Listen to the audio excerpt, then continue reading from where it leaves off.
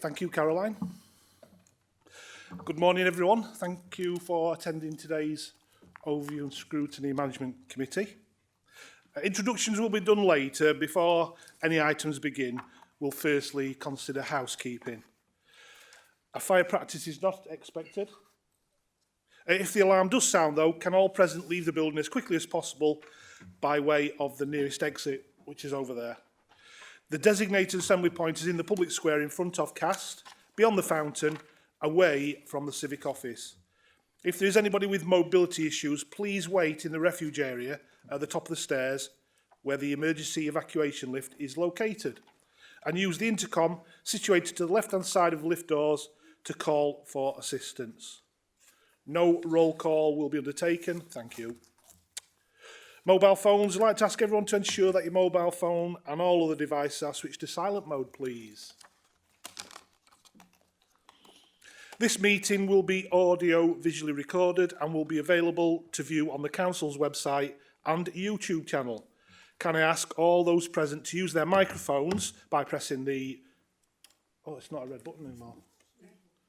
By pressing the speech button and ensure audio can be captured. Any members of the public entering the Council chamber are accepting that their images will be retained and broadcast by the Council.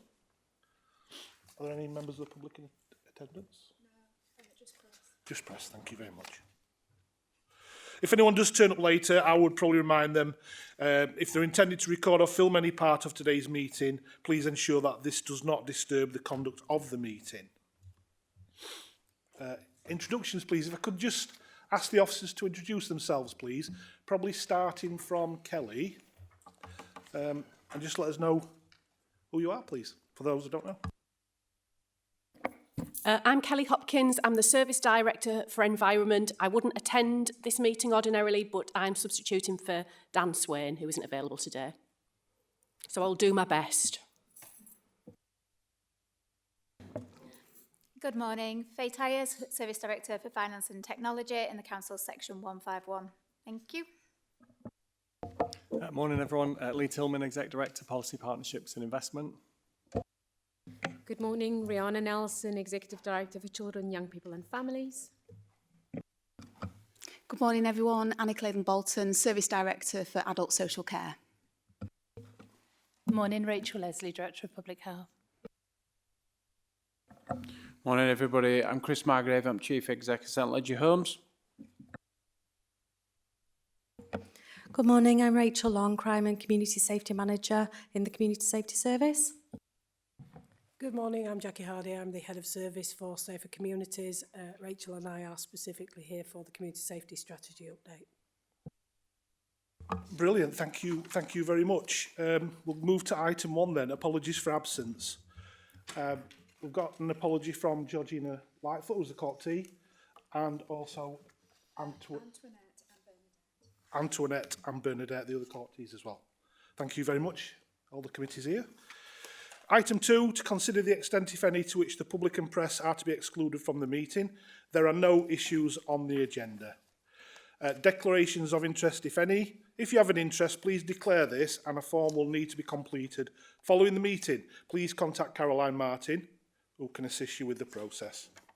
Has anybody would need to declare any interest in the meeting? Thank you very much. Item 4, minutes from the meeting of the Overview and Scrutiny Management Committee held on the 5th of March 2026 and the 9th of March 2026, pages 1 to 24 of your pack. Are these minutes of the meeting agreed as a correct record? Can I have a seconder, please? Yes. Thank you, Councillor Jackson. Item 5, public statements. There are no members of the public here, so we'll crack on. Before we commence item 6, I will just make a little bit of an opening statement, as I will do for each of the 3 items today, just to set the scene, because I want to say a couple of things that probably don't get said all the time. So thank you, members. Before we begin, I want to highlight 3 areas of real progress, and this is to do with the community safety strategy. Crime in Doncaster has fallen significantly, including a 44.5% reduction in the most serious violence and a 51% fall in burglary since 2022.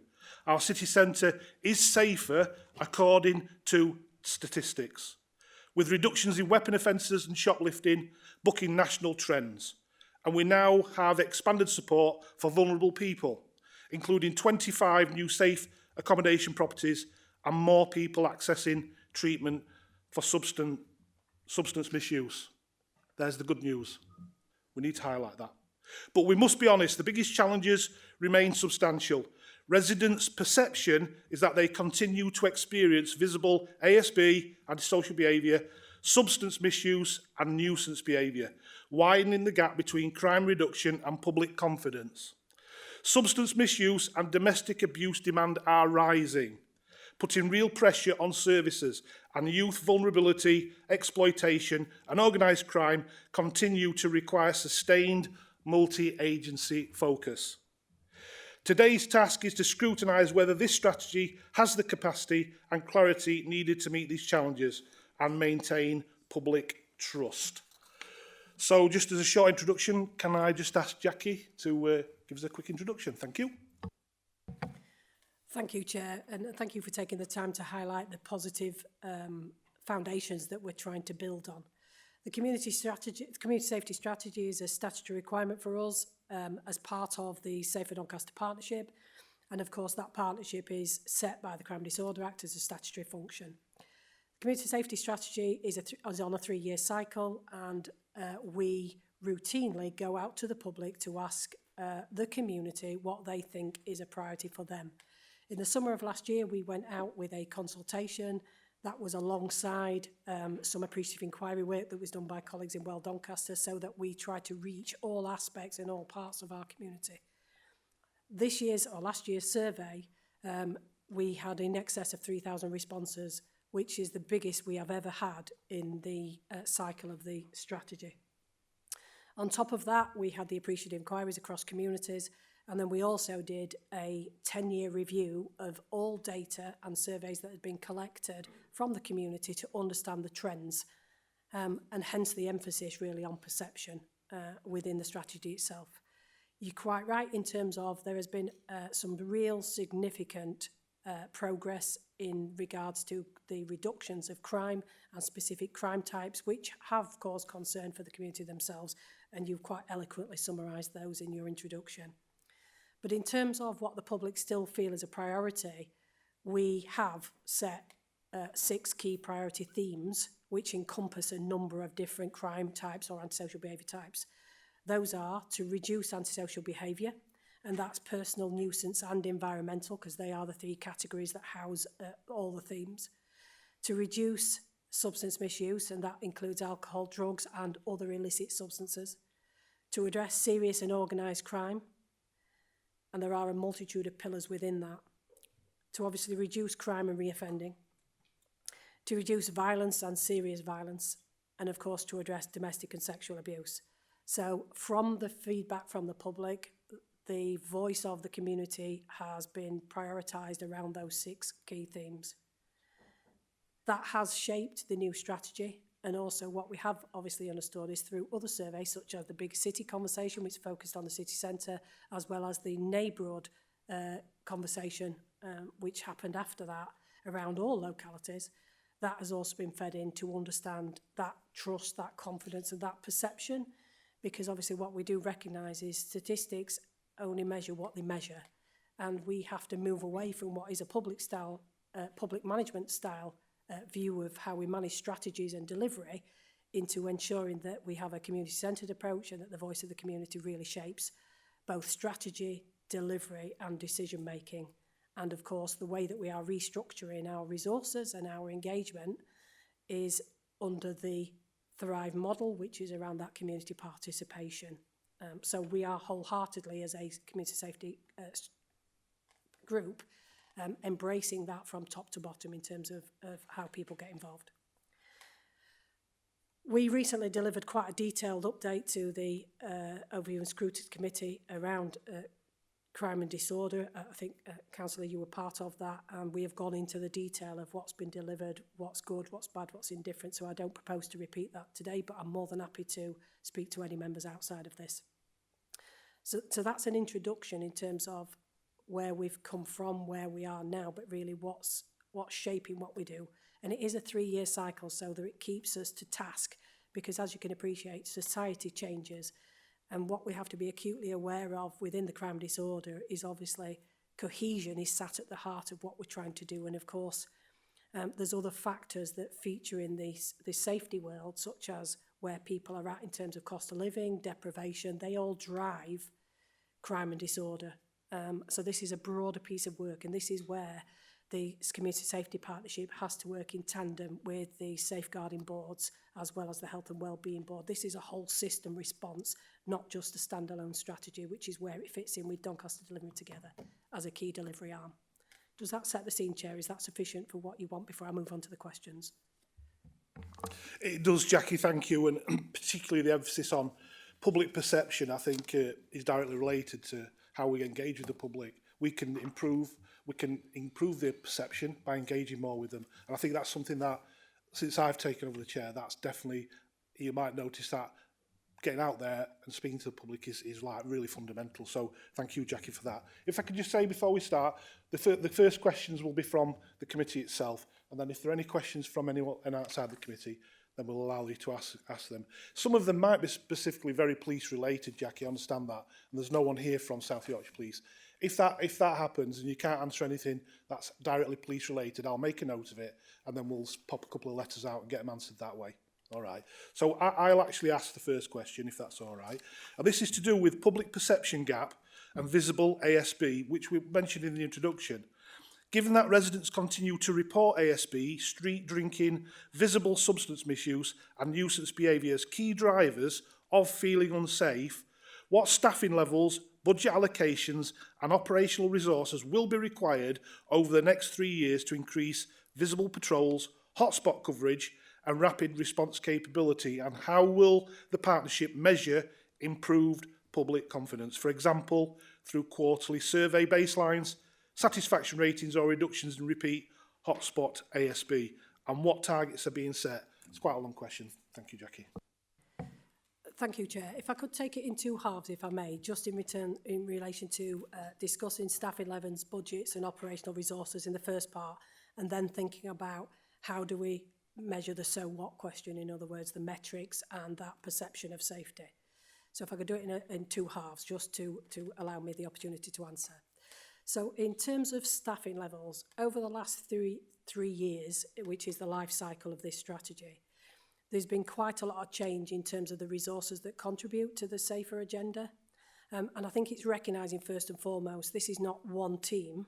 This is a multitude of statutory, voluntary and community as a collective response that can address that visible presence around antisocial behaviour, how people behave in the public space, and recognising that citizenship is a key part of how we address real-time problems in communities. So everybody has a part to play, from the community themselves in terms of how they behave in public, in their own homes, in our community spaces. And it's recognising what those standards are in society and encouraging people, like we did in COVID, take responsibility for yourselves, help your neighbours, and just look at what assets are available in the community in terms of where you might want to reach out for support, where do you go when you want help, where you're experiencing difficulties, and if you see things, report them, because we don't know what we don't know. So over the last few years, there's been a significant emphasis on please report, because we can't make a difference with the community unless you have the trust and confidence, and part of that is the reporting mechanism. As you will know, over the years gone by, there's been a significant up and down, and we seem to be on this cycle around those reporting methods. And of course, technology, we're trying to improve in terms of people being able to telephone, to record online, or to go locally where they're not digitally enabled to report issues of concern. Because if we capture them straight at the earliest point, they don't escalate to a big problem, if that makes sense. And what we're trying to do is early intervention and, of course, prevent, particularly antisocial behaviour. That came out as the number one concern for the public, and that is issues, as you've described, as youth-related behaviour. It could be the perception of people who are vulnerable in society and where they might have a mental health crisis, and then it's perceived as antisocial, but actually it's somebody who's in a real dilemma. And of course, you then have your traditions around your street drinking, your begging, your aggressive, abusive behaviour, your off-road bikes, your graffiti, your noisy neighbours. Antisocial behaviour is a very large category. But fundamentally, it's about the early reporting to recognise the issue or a combination of issues. And then what do we do to problem solve? And that's looking at who are the victims, whether they be it's a place that's the issue, or it's a person, or it's a family that's got concerns, or it's a community that's got concerns. So it's done what you call through the problem analysis triangle, but it's a series of problem solving to intervene early.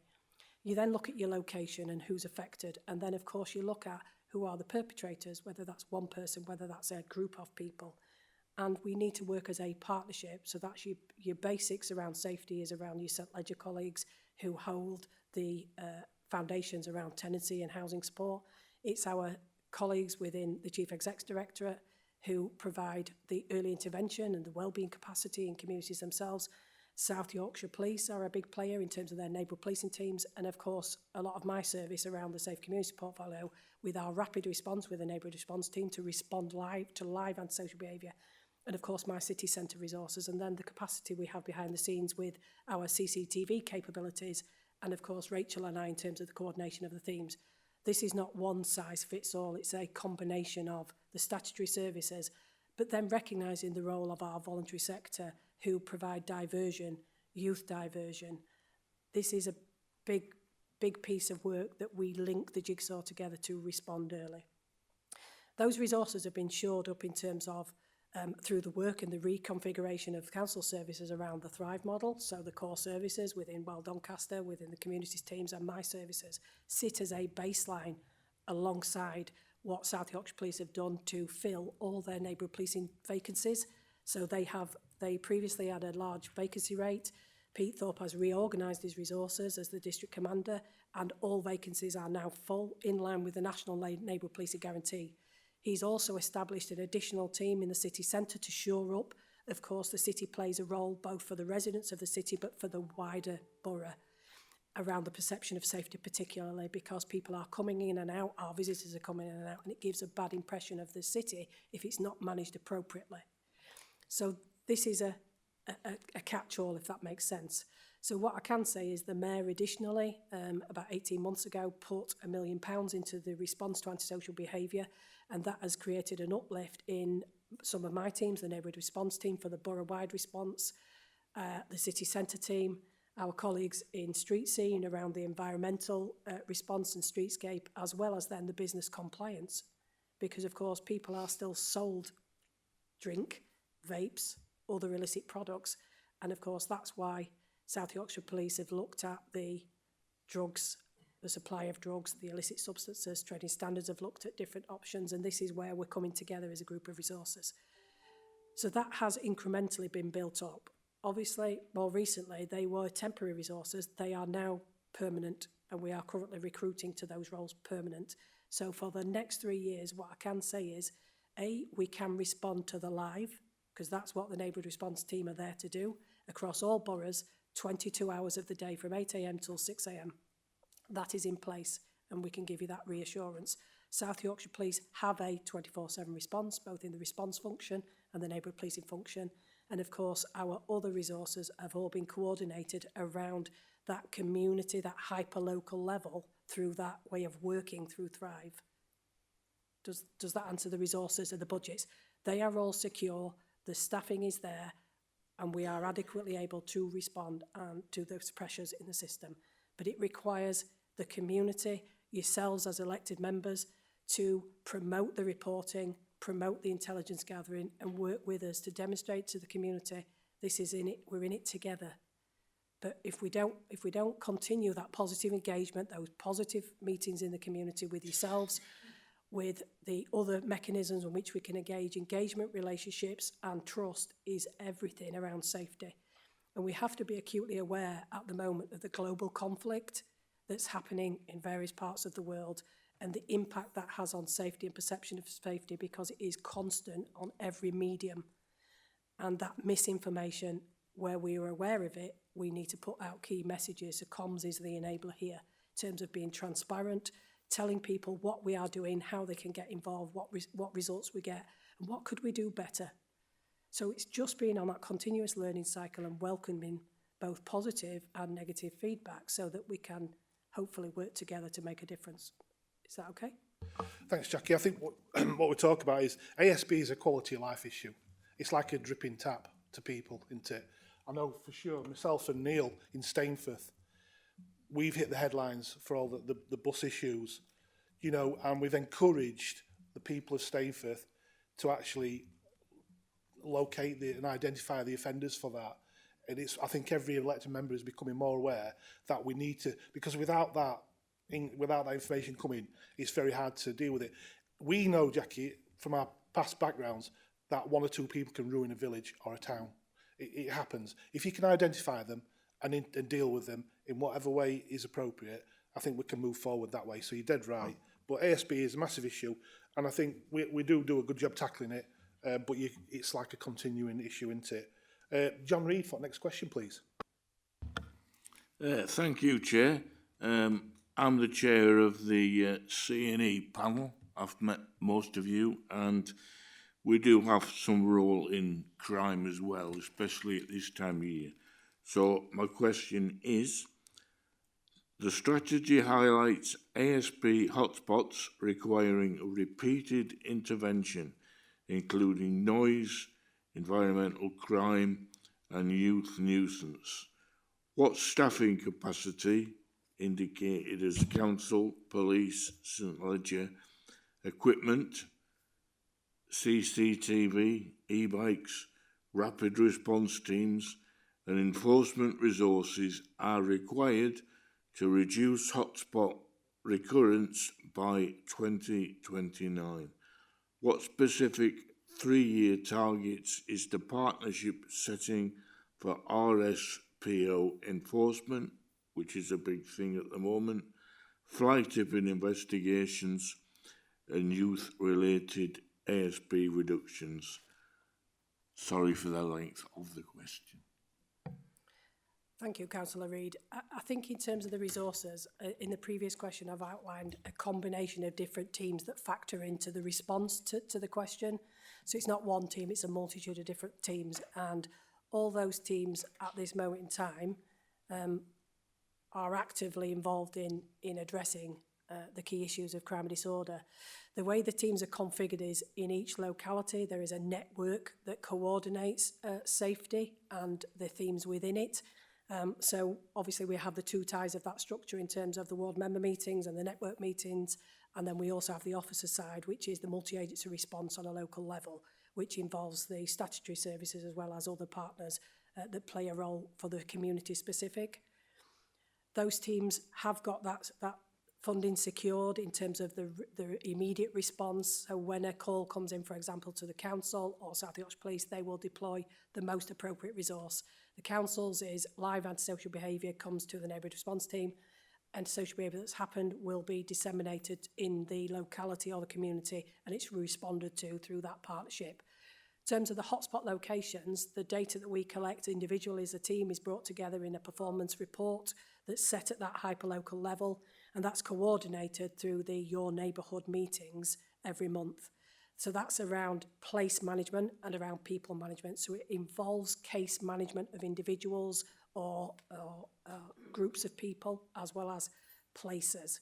And that's adopted the national problem-solving approach, which is evidence-led through global research as a model of best practice through the problem analysis triangle. So that is an evidence-led approach. It works, and it also obviously deals with that rapid preventative approach to intervene early through problem-solving plans. So that's come from South Yorkshire Police. That's an adopted model.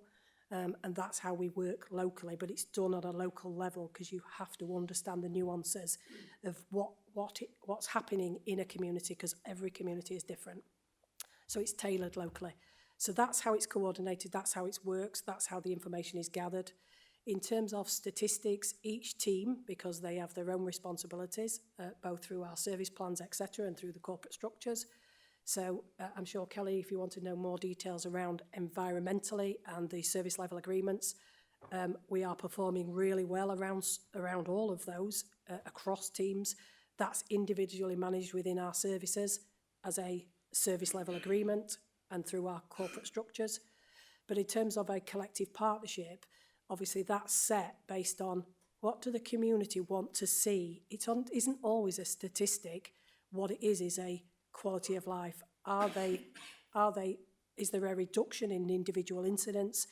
Is there a better feel? So you have to balance the service level stuff that we have to do as a set of groups of services, whether it's the South Yorkshire Police ones, the St Leger Homes ones, the environment ones, my teams, against what does it look like, what does it feel like for the community? Because even if we've got a reduction in reporting, that might be a positive statistically, but if the community aren't seeing that and really they've lost faith in reporting, you're not resolving an issue, are you? So I suppose to give you a definitive is, it's as much about what the community say and their feedback through community engagement meetings, through victim support, through that doorstep surveying and the community-led support that happens in communities. It's as much about what people say as well as what the statistics demonstrate in terms of reductions. And where we're trying to encourage reporting, I don't always want to see a reduction. I want to see an increase because it demonstrates that people have got more faith in reporting and the response they're going to get. Does that answer your question, Councillor? Yeah, thanks, Jackie. Very clear. No supplementaries, Mr. Chair. Kelly. Just in terms of the environmental crime and fly tipping questions you asked specifically. So, it's an absolute blight on every neighbourhood and community across Doncaster, an absolute frustration and a needless expense for the council. It costs us, tens of thousands of pounds every year, if not hundreds, to remove fly tipping. The good news is that in terms of our response rates for removing fly tips, and that's what people want first and foremost, they want it moving and then they want the people that have done it catching, which is harder than people think. But in terms of our statistics, we have a service level agreement. So any fly tip that's reported, we aim to remove that within 7 working days. And we're estimated to come in at around 95% at the end of this quarter in terms of hitting that service level agreement. So that's really good news. We're performing well in terms of clearance. Just in terms of some of the operational things that we do in 3-year commitments, our response to fly tipping is we deliver a reactive service. So an offence already has to be committed before we get involved in it. And as a result of that, we can't really set a performance target in terms of fly tipping and investigations because we never know how many we're going to deal with and we never know how much evidence, if any, we're going to find in those individual fly tips. So to say we're going to prosecute, 100 people every year, we can't commit to that because at this point in time we don't know. It could be a hostage to fortune and we only prosecute 50, or we could absolutely smash that target. It's one of these things we don't really have any control about who fly tips, when they fly tip, how much they fly tip. But in terms of what we're doing about it, we've invested significantly over recent years, not only in our response to fly tipping, so we got an additional £500,000 several years ago when we had a huge backlog of fly tips after COVID. I think we had about 2,000 backlog across the borough. That wasn't unusual. That was a national picture. Everybody will remember those heady days of lockdown when everyone was going crazy about fly tips in fields and back alleys, etc. So we've invested significantly, not only in additional teams to oversee the clearance, but also in terms of our surveillance capabilities as well. So we have 16 fly tipping cameras, we have 6 street watch cameras, and alongside that, the wider CCTV network that Jackie's responsible for, and we work jointly on issues there. We've been successful in securing some additional investment, so we'll be purchasing 10 new cameras for next financial year, which is absolutely great. This will refresh the service. It's more modern technology. Rather than having to go and download footage, you can dial in remotely. So again, that's just going to make the whole process far more efficient. It'll improve our coverage. And again, the footage quality is going to be much better as well. So, the better the video evidence we can get, the easier it is to, provide that evidence to court and, it to be sufficiently damning to get prosecution. We've had a very proactive approach to deterring fly tipping. We routinely monitor all of our hotspots. You'll all have them in your own wards. Our staff know about them. They'll be out there regularly. Again, this allows us to deploy cameras and resources, as well as the kind of overt cameras. We also have covert cameras, which you'll be aware of, which we won't discuss in too much detail because we don't want to give the game away. But again, we also have high visibility patrols, and we also put in signage as well to act as a deterrent in hotspot areas. And again, you'll have seen that across the borough and in your own wards. In terms of education and I suppose just getting the message out, we use a whole variety of the council's social media platforms to publicise successful enforcement. So if ever we prosecute somebody, we'll put their name out there. Again, if we've got video footage, we'll put that out there. The public really like to see that. They really like to see people being prosecuted and, the results in court. Obviously, it's then subject to the magistrates in terms of the penalties that these individuals get. I think I wouldn't be wrong to say that perhaps the public in general think that magistrates can take a fairly lenient approach, I think, in a lot of cases. But what we do again, is absolutely go for costs. So that's the cost of removal, disposal and the staffing costs as well. So it's not just about the fine, which sometimes can look a little bit derisory. We'll always go for our costs as well in court. So yeah, we've got a whole host of approaches to catch people in the act, to provide deterrence, to promote, the good work that our teams are doing across the borough. And again, these will be further developed over the next 3 years. And again, we just need to react to the fly tipping that's out there, and hotspots move around the borough. We get new ones, we get old ones, we get some that have been problematic for a while. And again, our team are working with yourself, which is vitally important because you know your own patches. You're there regularly if you're not living there. And again, any intel you get, any hotspots, please just send it across to us. Thank you. If I can just finish off with the latter part of your question, just in a quick summary. You asked about the setting around the PSPO targets. So there's 4 PSPOs in the borough. One is related to dog fouling, which is managed through the environmental service and enforcement teams. There is an Allegate PSPO. There is a PSPO, that's a public space protection order, forgive me, in Hexthorpe, and then there's a PSPO in the city centre. They are a tool in the toolbox. They are not the only thing that we do. There's a variety of different civil and criminal legislation that manages people's behaviours around crime and social behaviour disorder. But they are a vital tool in terms of understanding what the key issues are in specific locations where you have to put a zone around a place to manage behaviours. The city centre PSPO, if I use that because that's probably the most prominent, is currently being renewed for the 7 prohibitions that we've got. And some of the comments that we've talked about in terms of those key issues around antisocial behaviour are prevalent in the city centre zone of that public space protection order. What I will be clear though is that the council and colleagues, and we work closely with support services, particularly our colleagues in Starting Point, the voluntary sector, around some of the drivers around antisocial behaviour are real-time problems for people. It's just a point in their life where they've potentially hit rock bottom through a number of different circumstances that they find themselves in. And we have always adopted a support-first approach because it's proportionate, it's necessary, and it's in line with national legislation and guidance across a range of strategies.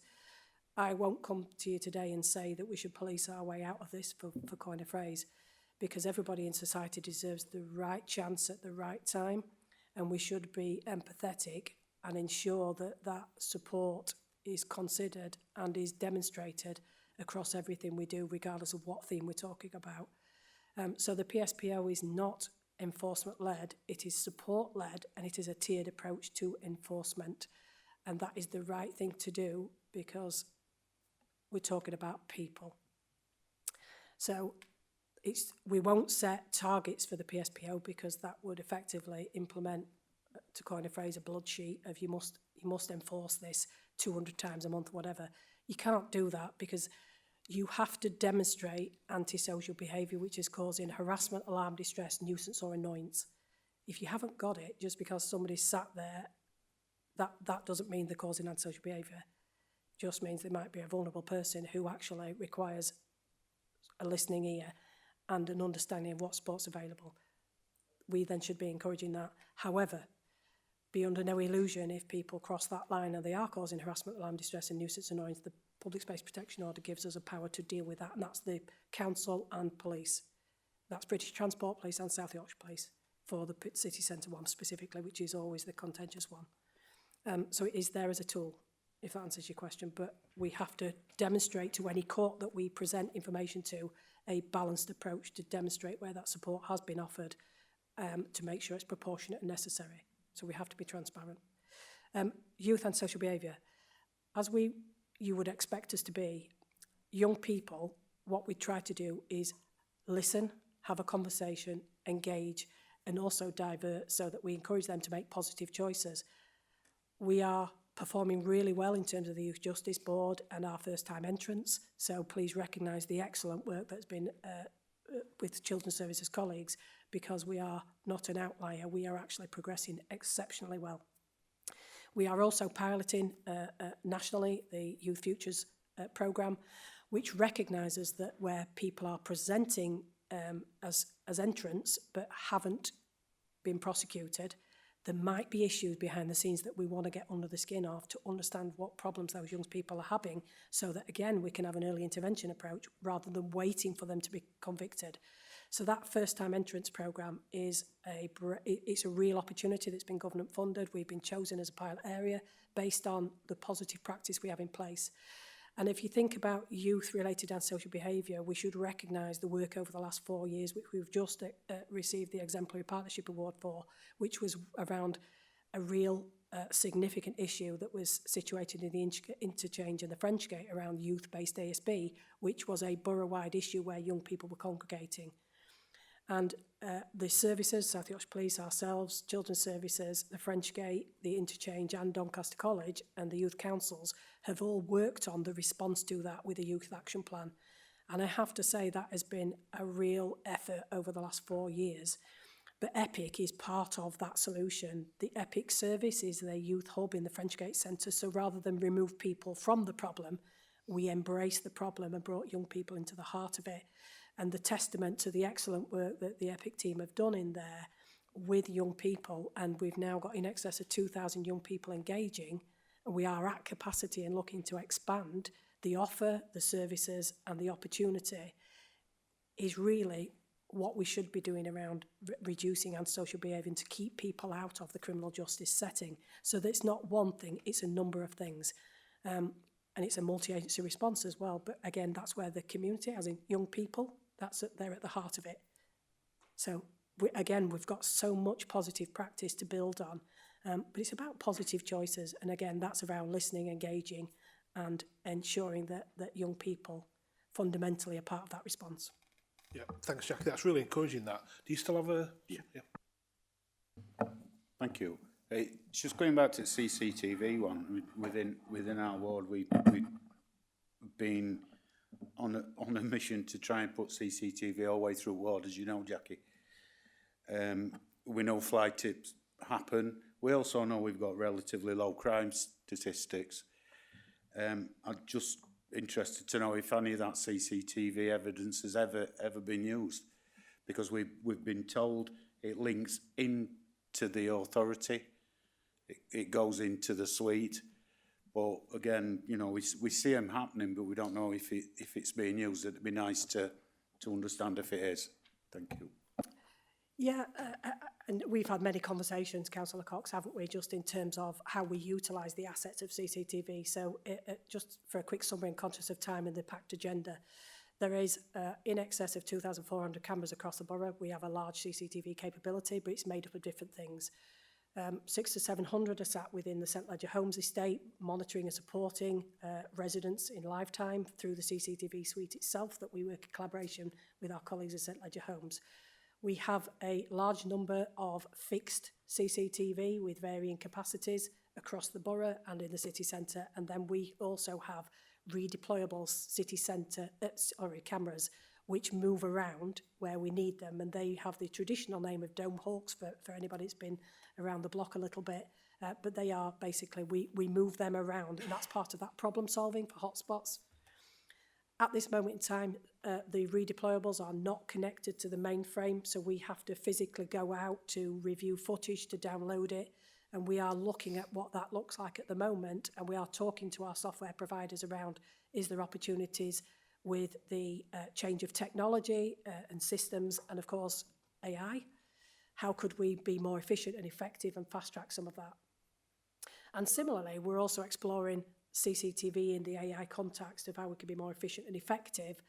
But in terms of then how do we demonstrate its use, what I can say is that routinely on a daily basis, we are capturing images of different things, and we will make them available to the most appropriate enforcement AG as part of that suite and that investigation package. We don't often know as a council the outcome, because that's with the host service who would choose to use the evidence through the prosecution processes. What we do get is feedback from that service to say, thank you very much, that is being used in a prosecution. And what we haven't got is the outcomes quite often to be able to say to you, we've provided 100 pieces of footage of which X number has been used, and this has led to this prosecution. That's not always possible, and that would be quite a mammoth exercise in terms of data gathering, and I don't have a data analyst or a business support in that function. I have a CCTV technician and one manager. That's it. That's what managers. So it's a big service for those people. That's something I'm looking at. But in terms of how we could feedback, I do think we could do better, if I'm brutally honest, and that's a live conversation we're having as we are reviewing the CCTV system and bringing in a new strategy. We're also looking at the resource, and we're looking at that communication out to each area in terms of what's the assets being used for, do you fully understand what you've got? And we've already hosted a number of visits to the suite for yourselves, because I need you to act as our champions in the community. So they are there for you to utilise, but please come to us and we will explain what you've got, where you've got it. And you can use that as part of your tactics of how you work with the community and the local teams in terms of trying to resolve issues. So I know it's an issue, Steve, I just haven't got all the answers. We are trying, but I think there's more to be done, and that would be something I'd quite happily pick up with yourselves of how do we communicate that with you and the community. So I'd welcome that opportunity to have that further discussion if that's okay. Thank you. Thanks for recognising the packed agenda, Jackie. What I'll do is I'll put a hold on supplementaries from now on. We'll move on to the next question, please, from... Yeah, please, Frank. Yes, morning to everyone. I've listened to the fly tipping side, and yes, I appreciate that not only is it in Doncaster, but nationally, it's there. One of my concerns is that particularly Abe's Walk in Burgwallis and Scorcher Lane, which are out in the rural area, are prime targets. It is probably a weekly event where fly tipping occurs.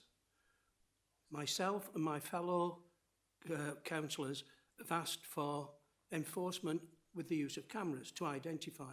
This is a straight lane which goes from the A19 into Burgwallis and is only used generally by people that live in Burgwallis or actually on Abe's Walk. It must be costing a fortune. I mean, it would be even better if somebody from Street Scene in one of their vehicles, instead of being parked up in a lay-by, just drives down Scorcher Lane and down Abe's Walk as part of the daily or weekly routine. These areas, particularly Abe's Walk, has no street lighting, so it's a prime target. And I honestly believe that people are aware, these people that are doing the fly tipping, drive down it one day, oh, it's gone. Right, I'll put some more there. And that's what's happening. Because we are addressing the situation rather than trying to catch the culprits, they are taking advantage of it. And it's literally not only costing us a fortune, but we regularly get complaints from members of the public. Sorry about that. No worries, Frank, thank you. If you want to go on to your... Right, My question is regarding substance misuse, growing complexity and the demands. Substance misuse is identified as the highest impact safeguarding issue in the consultation. With rising demand, complex needs and emerging synthetic drug threats, what additional clinical outreach and case management staffing alongside treatment budget growth are required over the next 3 years to maintain continuity of care and expand treatment access? What measurable improvements, e.g. treatment commencement, completions, reduced drug-related harm, reduction in visible drug-related antisocial behaviour will be delivered through this investment? Thank you. Thank you, Councillor. I'm going to rely on colleagues in public health who've provided this response because I'm not an expert in this field. However, obviously we work in collaboration with them. So in terms of the question, we acknowledge the rising complexity around this particular theme. But obviously the National Harm to Hope strategy has provided a 3.5 annual uplift for the next 3 years to support our response to this, enabling that enhanced treatment model that we've got through the Aspire service, which is one of our commissioned services. The new model has already delivered a 10% increase in numbers entering our treatment structures. It's expanded our outreach and rapid access to prescribing. And of course, we've got lower entry thresholds and improved access pathways. The full range of options is what you call aligned to the NICE treatment options. And we've got strong collaboration with partners across health, housing and justice. Doncaster maintains the region's highest continuity of care because obviously we have the 4 prisons, so that is for our prison leavers. And of course, more recently, we've also been collaborating across the service as part of our homelessness response to prepare and open the Welcome Centre in the city centre, which further strengthens the response to homelessness and that complex dependencies. Obviously, you'll be aware that there's been mayoral funding, SIMCA funding and the violence reduction funding that's also supported that engagement around substance misuse, particularly that's affecting the public spaces. We've enhanced the safety in the nighttime economy through the safe haven and the support being available there, and around that early identification of vulnerability. And of course, our approach across the front line is around it being trauma-informed. In terms of expected measures of improvement, we're continuing to increase the treatment and the commencement of it. We will seek to measure the improvement in that 12-week retention. We'll obviously seek to measure that reduction in visible drug-related antisocial behaviour, which will collaboratively be done with the community-based teams, and that supported engagement through the enhanced patrols in communities, particularly with our outreach response. And of course, we'll continue to monitor the drug-related harms among some of the high-risk cohorts, such as homelessness population. And of course, we'll continue to improve the support available for our young people and those affected by familiar substance misuse in the home. Thank you, Jackie. I think the theme is we're now looking over a 3-year period, and the theme of this meeting is really to make sure that we've got things in place to cope with the 3-year period as opposed to just looking at it annually. And it appears that we're looking more forward over the 3 years, which is great. What I'm going to do is I'm going to send question 4 to the OS panel chair to deliver it on the 8th of April 2026. So we'll move question 4 for the moment. Regarding question 5, I'm going to write a letter to Pete North about that because it's quite police orientated, and I'll get him to give me a reply around organised crime and disseminate it. So we'll move on to question 6. Councillor Booth. Thank you, Chair. Good morning, everybody. The youth vulnerability, violence and exploitation. The strategy highlights youth vulnerability, criminal exploitation and knife crime risk as major challenges. What staffing levels across EPIC, youth justice, early help, youth work and education are required to expand early intervention capacity? What budget commitments are needed to increase diversion, mentoring and school-based programmes, and what measurable outcomes such as reductions in youth antisocial behaviour, youth weapon possession and ACE-linked vulnerability are expected by 2029? Thank you. Thank you, Councillor Booth. In terms of preventing youth vulnerability, obviously that requires consistent early intervention, some of that trauma-informed practice that we've talked about, and strong cross-sector coordination, many of the same themes that we've talked about already this morning. The Youth Justice Service Management Board has confirmed that the current staffing capacity, including South Yorkshire Police's contribution, remains sufficient for expected demand at this time. So in terms of the resourcing position, the Youth Futures Prevention Panel, which Jackie spoke about earlier on, that's a national pilot which provides additional early intervention capacity and funding into Doncaster. The EPIC service, which again Jackie's spoken about, continues to deliver those targeted sessions which are aligned with violence reduction and those trauma-informed and group priorities that we've already spoken about. The LifeWise Centre over in Hellaby also delivers Guns and Knives Takes Lives programme that you may have heard of, and that's something that goes into our secondary school provision as well. There's also a new national requirement that mandates that every child that's found with a knife receives a personalised intervention plan, which is overseen by the Youth Justice Service as well. In relation to the impact of the South Yorkshire Mayoral Combined Authority, the Violence Reduction Unit and mayoral funding, the VRU supports knife crime education, which includes the One Punch Can Kill and trauma-informed practice. Again, you might have heard of those programmes. SIMCA funding also supports our safe haven and taxi marshal provisions, best bar none and nighttime safety. Again, many of those have been referenced already this morning. And there's also the mayoral £1 million fund, which enhances the visibility in youth ASB hotspots and supports the environmental safety improvements that we've spoken about.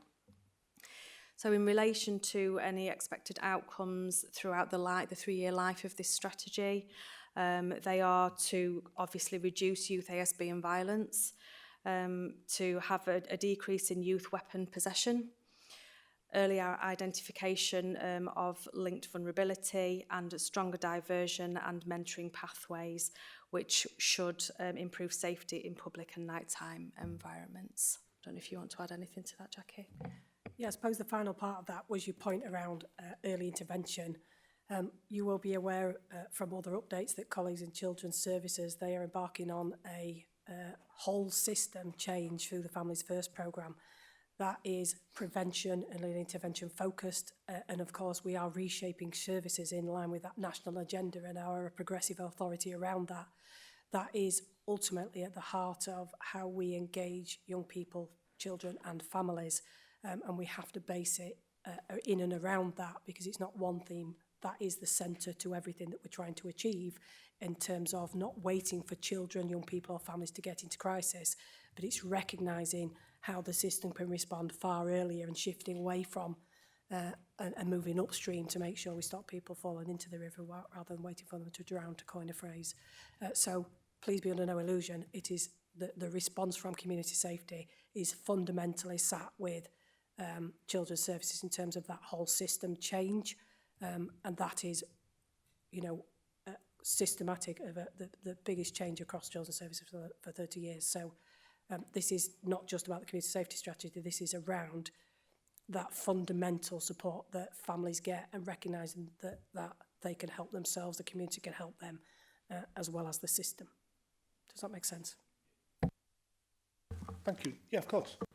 Can I just ask a supplementary, please? Do you have any updates of where the highest youth antisocial behaviour hotspots are? Is in the villages, or where they, you know, who?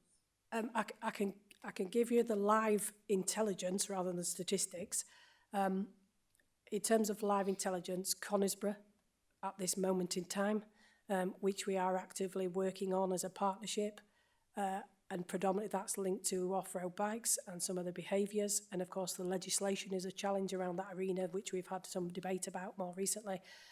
There is a partnership group established that is being overseen at strategic, tactical and operational levels, so that again we look at the response that's required, any resource, any funding, and we really open our eyes to how we can, I suppose, divert young people, educate parents, and enable the place for everybody to enjoy it practically without thousands of pounds worth of damage to green spaces, and they're taken out of use.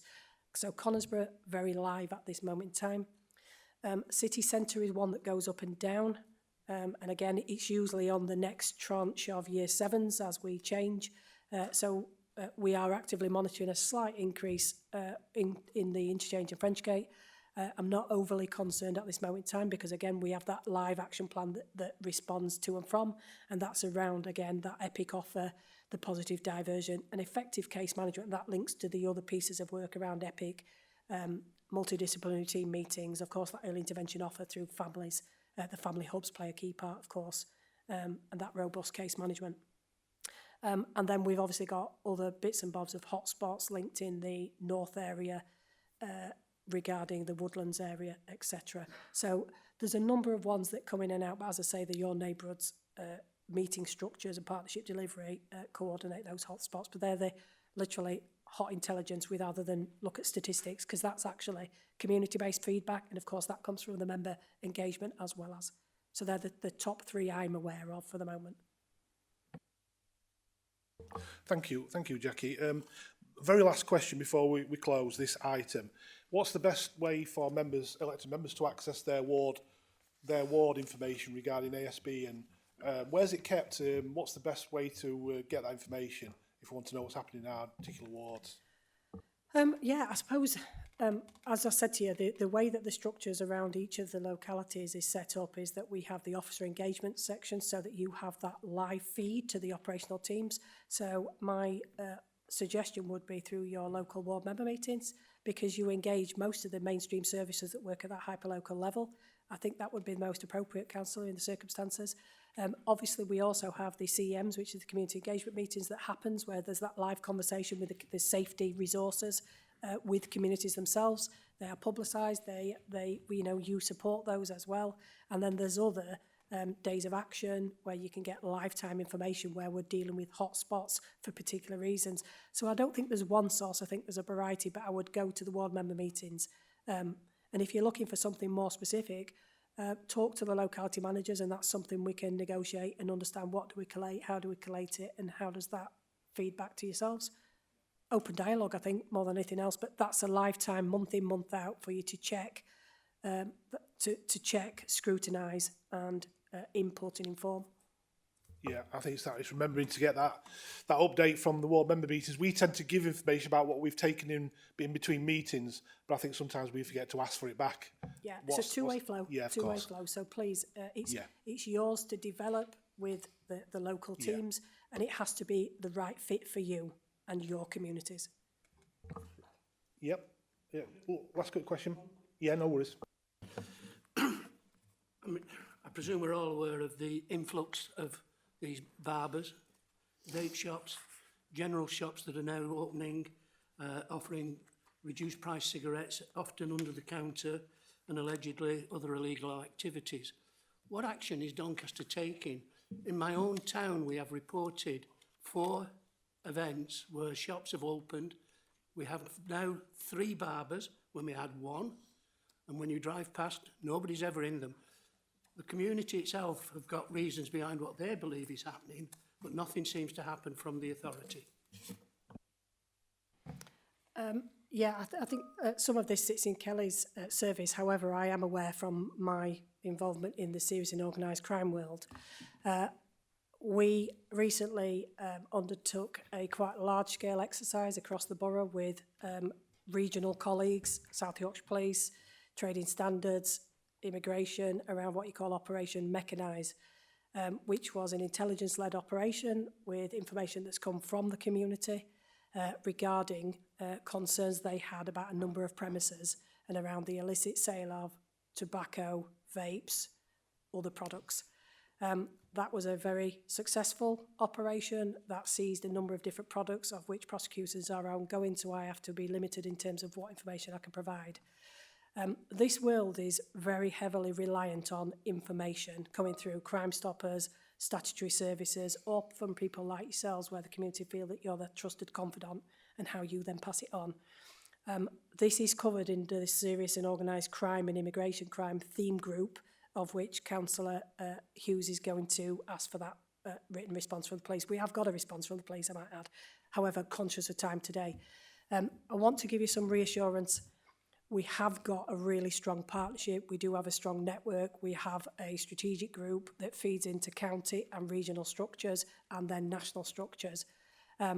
Some of this is very covert, but please be reassured, and I know this has been live on the news in recent months, is this is all about intelligence. If you think something doesn't look right, report it, because it might fit a big piece of intelligence and a picture we need to respond to.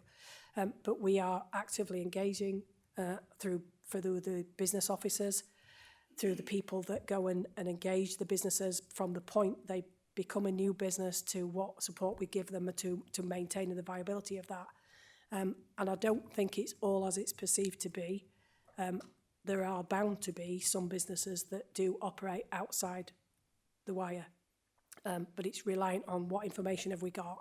We have to go through, again, that engagement, and then we use the legislation available, both criminal and civil, to address behaviours.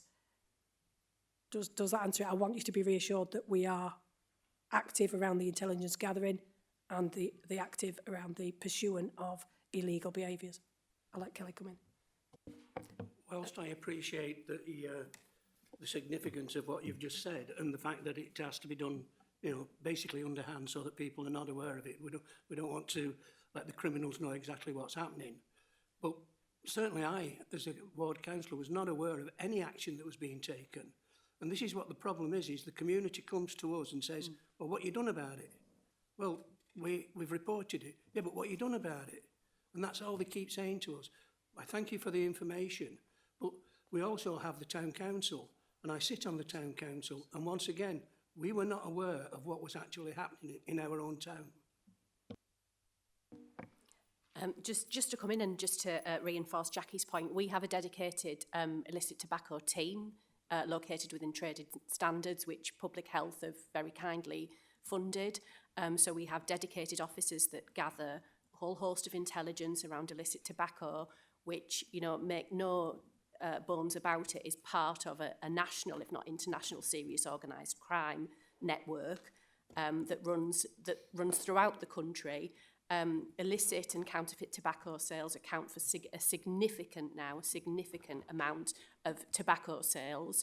So that's non-duty paid tobacco. So obviously it's not just you know, the crime goes far beyond you know, counterfeiting. It's non-duty paid. So for every packet of cigarettes that are sold legitimately, the government takes, I wouldn't like to think how much it is now in terms of excise duty. But obviously all of these sales, none of that goes into the exchequer, none of that goes into the coffers. So it's something that we take really seriously. However, we need to work with regional partners, if not national partners, you know, across the country and locally to pull together, as Jackie's alluded to, high profile operations that involve, you know, the police, customs and excise, border force, our own staff as well. So whilst often it doesn't look like anything's happening, I can assure you that behind the scenes it very much is. But these operations need to be coordinated. Obviously, they need to be confidential. It's not something that we will be having conversations with the people that are passing on intelligence. We do kind of, and I can understand why people feel frustrated. It's kind of, I pass on this intelligence and I don't see anything happening. Sometimes the lead-in time can be months. If it's part of a bigger operation, it can be even longer than that. So I appreciate the frustration, but you know, I do need to assure you we've got a dedicated team who are working on it full time, along with, you know, a whole range of other partners, because I accept, you know, that illicit tobacco damages legitimate businesses that are selling tobacco legitimately. That's something that we necessarily want to encourage, but it's legal. And as I've said, you know, it's something that we're dealing with in Borough. It's not just a problem in Doncaster, though. I have to say it's, you know, again, a much bigger national problem.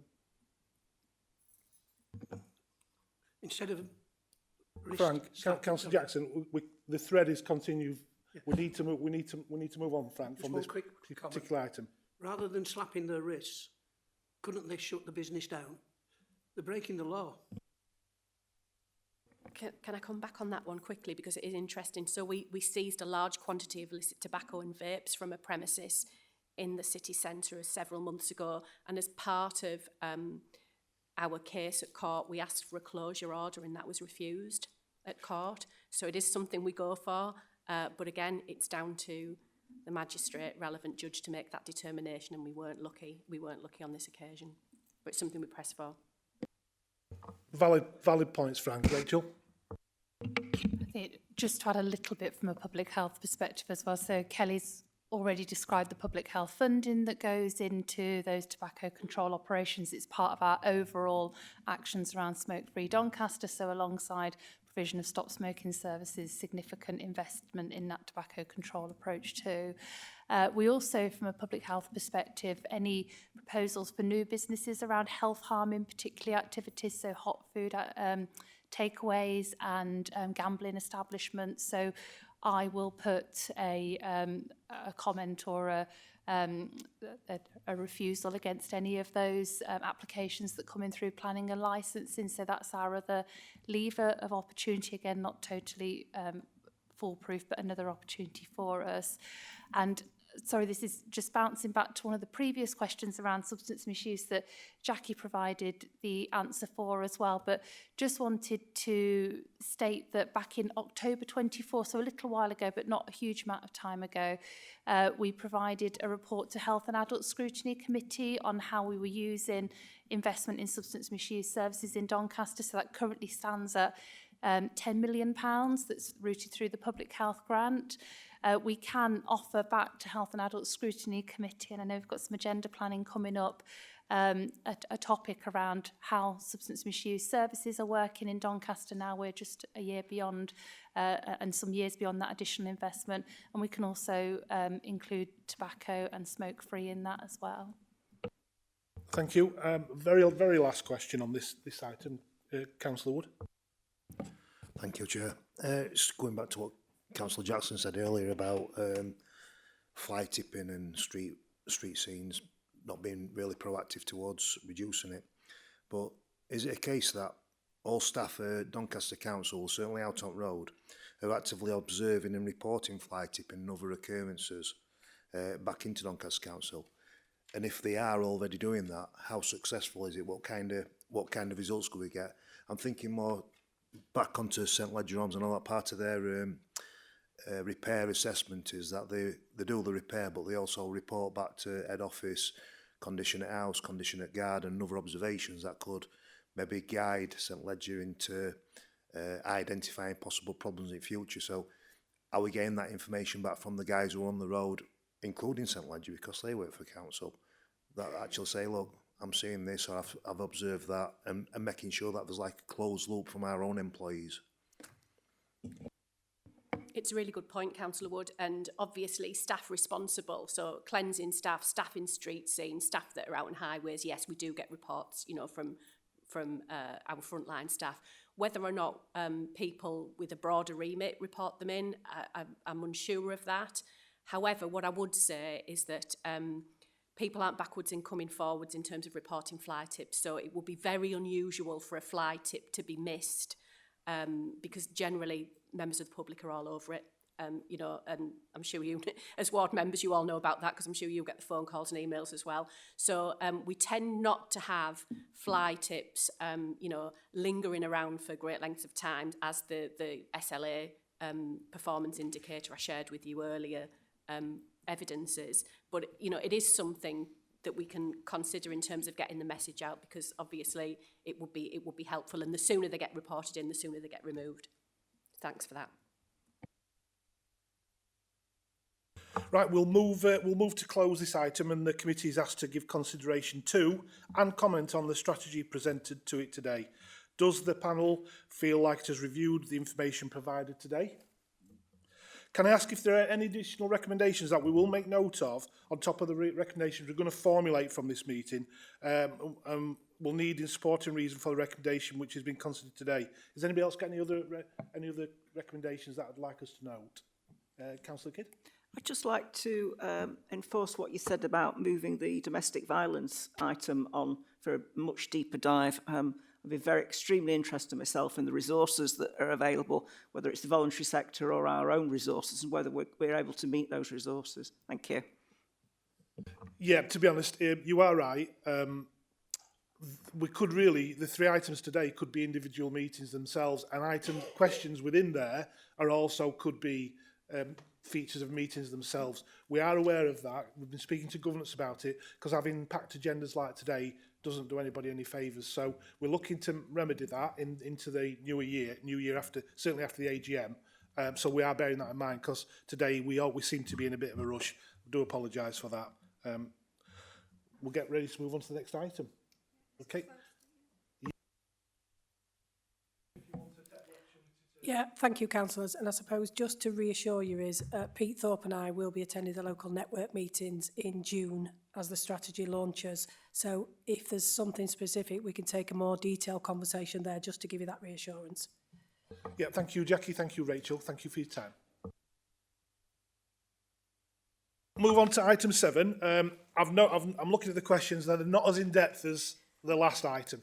So hopefully they're going to be quick fire. So I'm mindful of that. But I'd like the first one, I just want to give a quick chair's summary of where we've got to this meeting today. So thank you, members. As chair of the Overview and Scrutiny Management Committee, I want to open this item by clearly and openly setting out why the Q3 Finance and Performance Report is before us, why officers have been invited, and what we are here to do.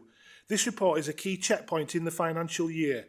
It tells us where the council is performing well, where pressures are building, and where actions need to be strengthened. Our role is to provide open, constructive and apolitical scrutiny on behalf of residents. I want to begin by acknowledging several very positive outcomes highlighted in Q3. First, affordable housing delivery is well ahead of target, with 129 homes completed in Q3 alone, taking the year-to-date total to 277, already surpassing the full-year target of 210. That is a strong, tangible achievement in a key priority area. Second, adult social care inspection outcomes remain strong, with 84% of provision rated good or outstanding, significantly above the target. This reflects sustained work by teams supporting some of our most vulnerable residents. And thirdly, Doncaster continues to attract investment, with 54 million of new inward investments secured so far this year, already above the annual target. This shows continued confidence in the city's growth and regeneration plans. It is important that these achievements are recognised alongside the financial challenges we also need to explore today. Q3 shows the council is forecasting a 5.2 million overspend, unchanged from Q2, and that nearly 1 million of planned savings have not been delivered. We also see significant pressures in adult social care, the high needs block within children's services, and several income-dependent services within the Place Directorate. These matters have medium to long-term implications, and they require clarity and assurance. We have senior officers with us today because each holds responsibility for areas where the Q3 report shows pressures or risks, and who can provide the operational detail and context behind these figures. Scrutiny today is not about blame, it's about understanding the underlying causes, ensuring transparency, and seeking confidence that the plans in place are realistic, deliverable, and in the best interests of the Doncaster residents. The committee will therefore ask focused, fair and robust questions. We will expect clear answers. And we will approach this work with the same honesty, openness and apolitical focus that characterises this committee. That is the purpose of today's discussion, and I want to thank everyone for their attendance and their willingness to engage. And we'll go straight into question 1, which is from myself. After Lee possibly might want to give us a quick introduction. But if I've already spoilt it for you, I'm sorry. No, it's fine. I don't think I need to, Chair, if that's okay, given your really good introduction, if that's okay. My apologies. Yeah, all right, no problem. Right, question 1 then. Given the Q3 projected 5.2 million overspend, unchanged from Q2, despite spending controls and vacancy management, what actions implemented since Q2 have failed to deliver reductions in the overspend, please? Thank you, Chair. I'm going to take a kind of more overall update really in terms of the position, and I'm sure we'll come on to more detailed, as you're considering the various areas in terms of what they've, in their responses can also cover some further specifics. So we've talked previously, we've got a statutory duty to provide services, and 70% of our spend is on children's, adults and public health. So it's just helpful to set that really in terms of the initial context. Many areas are doing spend controls and vacancy management just to achieve the budget, not necessarily in terms of reducing further. If we do much more, then that starts to impact on service delivery. And we've talked earlier about fly tipping, you know, the town centre, the city centre investment and things like that. So if those areas are reduced, then that impacts on that service delivery and our ability to meet our statutory requirements. In our areas, we've had vacancy management in place, and we've considered every vacancy at a kind of senior management level. Now, some of those we can hold without having that impact on service delivery. Others we can't afford to hold either. For example, if you think about our revs and bends services, they're obtaining income, you know, they're collecting income. So if we hold those vacancies, it's a, you know, they're not then able to collect income, for example. Another example is kind of in our digital and ICT. We can't afford not to do, you know, some of those activities, not to kind of have the, you know, the cyber, you know, all those. So we have to kind of, you know, we can't hold some of those vacancies, but we do consider each one within our area. There's also information in the report about agency, and those have reduced from 120 to 95, which is positive. But we know there's more we need to do in relation to that, and we'll be monitoring it and continuing to look at that as a specific area. So as we're considering the monitoring, we're considering what the impact is on service delivery. And we've looked at reserves and taken a conscious decision really in terms of so not to impact on service delivery, to use the reserves that we've got, which are earmarked for other things, and we're redirecting them to support that bottom line. So continuing to do what we can without impacting on service delivery, but not kind of taking those decisions where actually then it would have an impact. Also thinking that if it is those kind of things which impact on services that are delivered, then that takes longer to actually, you know, make that change and deliver that impact. It's probably also, when we're making those decisions, we're also looking at our medium-term financial plan. And so when we're considering this in September, October, we're also looking at our medium-term plan for the next 3 years. And, you know, we can't just use reserves and, you know, keep using them, because as we know, it's one-off. So once they're used, they've gone. But we're kind of looking at it within our medium-term strategy. So when we're kind of looking at, can we sustain it? Can we use reserves as a temporary measure? But, you know, we think we can manage it over the medium term. We're taking those decisions in the round in terms of considering that MTFS. So when we were doing this, we kind of thought, we were looking at the information and thought we could, you know, balance it in the 26-27. I think we do need to review that because we've had the, you know, there has been the budget amendment, so we do need to go back and have a look at our budget assumptions again and look at how we can deliver those savings targets as well. So that is something we need to go back and review in terms of 26-27. Thank you. I'm going to suspend supplementaries for the time being, and if time improves, then we'll introduce them again. So we'll move on to question 2. Councillor Booth, please. Thank you, Chair. Across the council, 0.954 million of planned saving remains unachieved. Several now deemed unachievable. What weaknesses in budget planning allow such savings proposals to be approved without robust assurance or deliverability? Thank you. Thank you, Councillor Booth. Yeah, so as part of the budget setting process, and you're aware in the budget setting process we went through for 26-27, we work with service directors and managers to put forward the budget proposals, and they are based on the information at that point in time.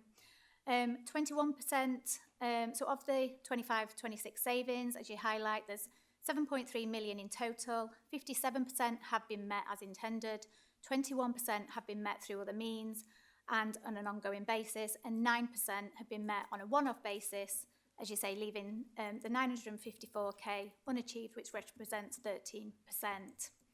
I think all the details are in the pack, in the savings tracker, so it's all itemised by each saving. So the reasons for undelivery are specific to each saving. I don't think there's an overall kind of thing that can catch all. So some of them we don't necessarily have all the levers. Some of them are about income generation. And again, we'll be speaking quite a bit about that, I think, in monitoring in 26-27.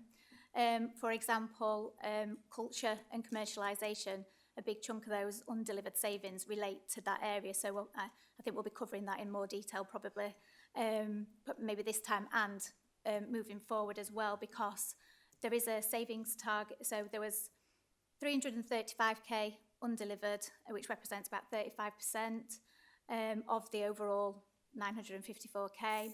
And the target for 26-27 is to deliver 567,000. So that savings target, that includes the budget amendment, increasing it by 200 as well. So that is a high target to deliver next year. So we will need to consider that further. Thank you. Question 3 from Councillor Hollingworth. Hello there. Biggest strategic financial risks remain adult social care, the high needs block, the external residential placement. What cross-directive demand management strategies are currently in place to reduce these pressures during the remainder of the financial year? Thank you, Councillor Hollingworth, for the question. I'll start us off in terms of children's, and my colleague Annika will pick up in terms of adults. But of course, there's a crossover between the two of us. So in terms of where I would start is through early intervention and prevention, we are reducing the numbers in terms of the overspend and high needs block, as well as the overspend in terms of residential provisions or out of authority provisions. And I think Jackie referred to this before. We are on our path for a major transformation program called the Families First Partnership Program that actually set some further direction in terms of early intervention and prevention. And I have to say, us as a council really are investing in early intervention and prevention through our youth provisions, through our family hub provisions, through the work that we do in our early intervention space with targeted interventions for specific families. And through those things, we are reducing the demand. And when we talk about cross-departmental or cross-council services, well, actually, it's broader than that for me. It's around our partners, our education settings, whether it's in nursery, whether it's colleges, our mainstream provision, etc., as well as our partners in terms of health. So health visitors, midwifery, all of those services supporting us in actually driving or supporting families earlier on to prevent them from entering our services where necessarily it becomes an issue in terms of placements.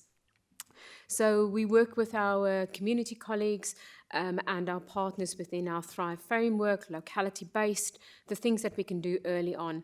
So providing low-level intervention support, for example, debt advice, housing support for families where they need that.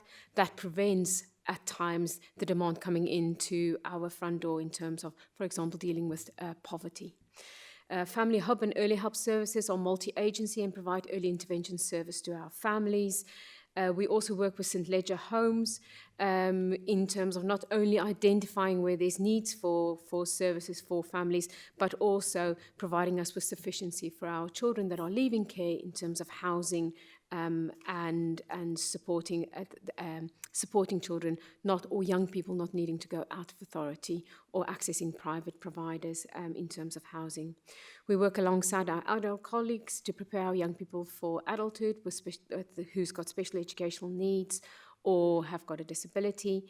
And we work closely with our resources directorate, whether that's through finance or through our asset colleagues, to support the expansion of our residential estate, whether that is for our young people that need residential care, but also for our special educational needs young people. So at the minute, we've got a big SEND sufficiency plan that we are using our colleagues throughout the council to help us manage and improve the numbers of provisions that we have for our children and young people, whether that's education or in residential.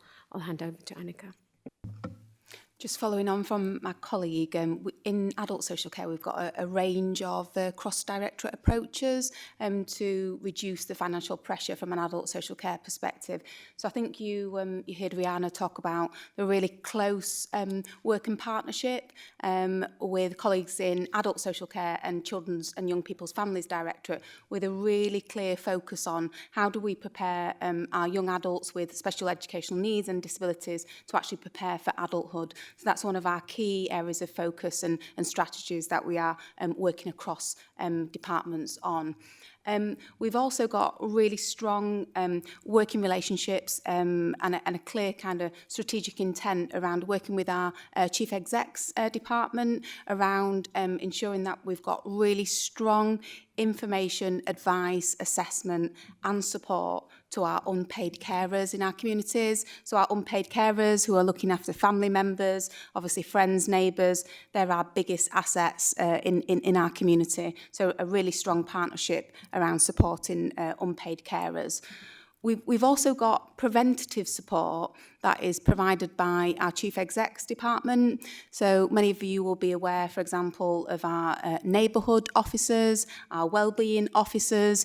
They're a real core component that helps us prevent, reduce and delay the need that residents have for adult social care.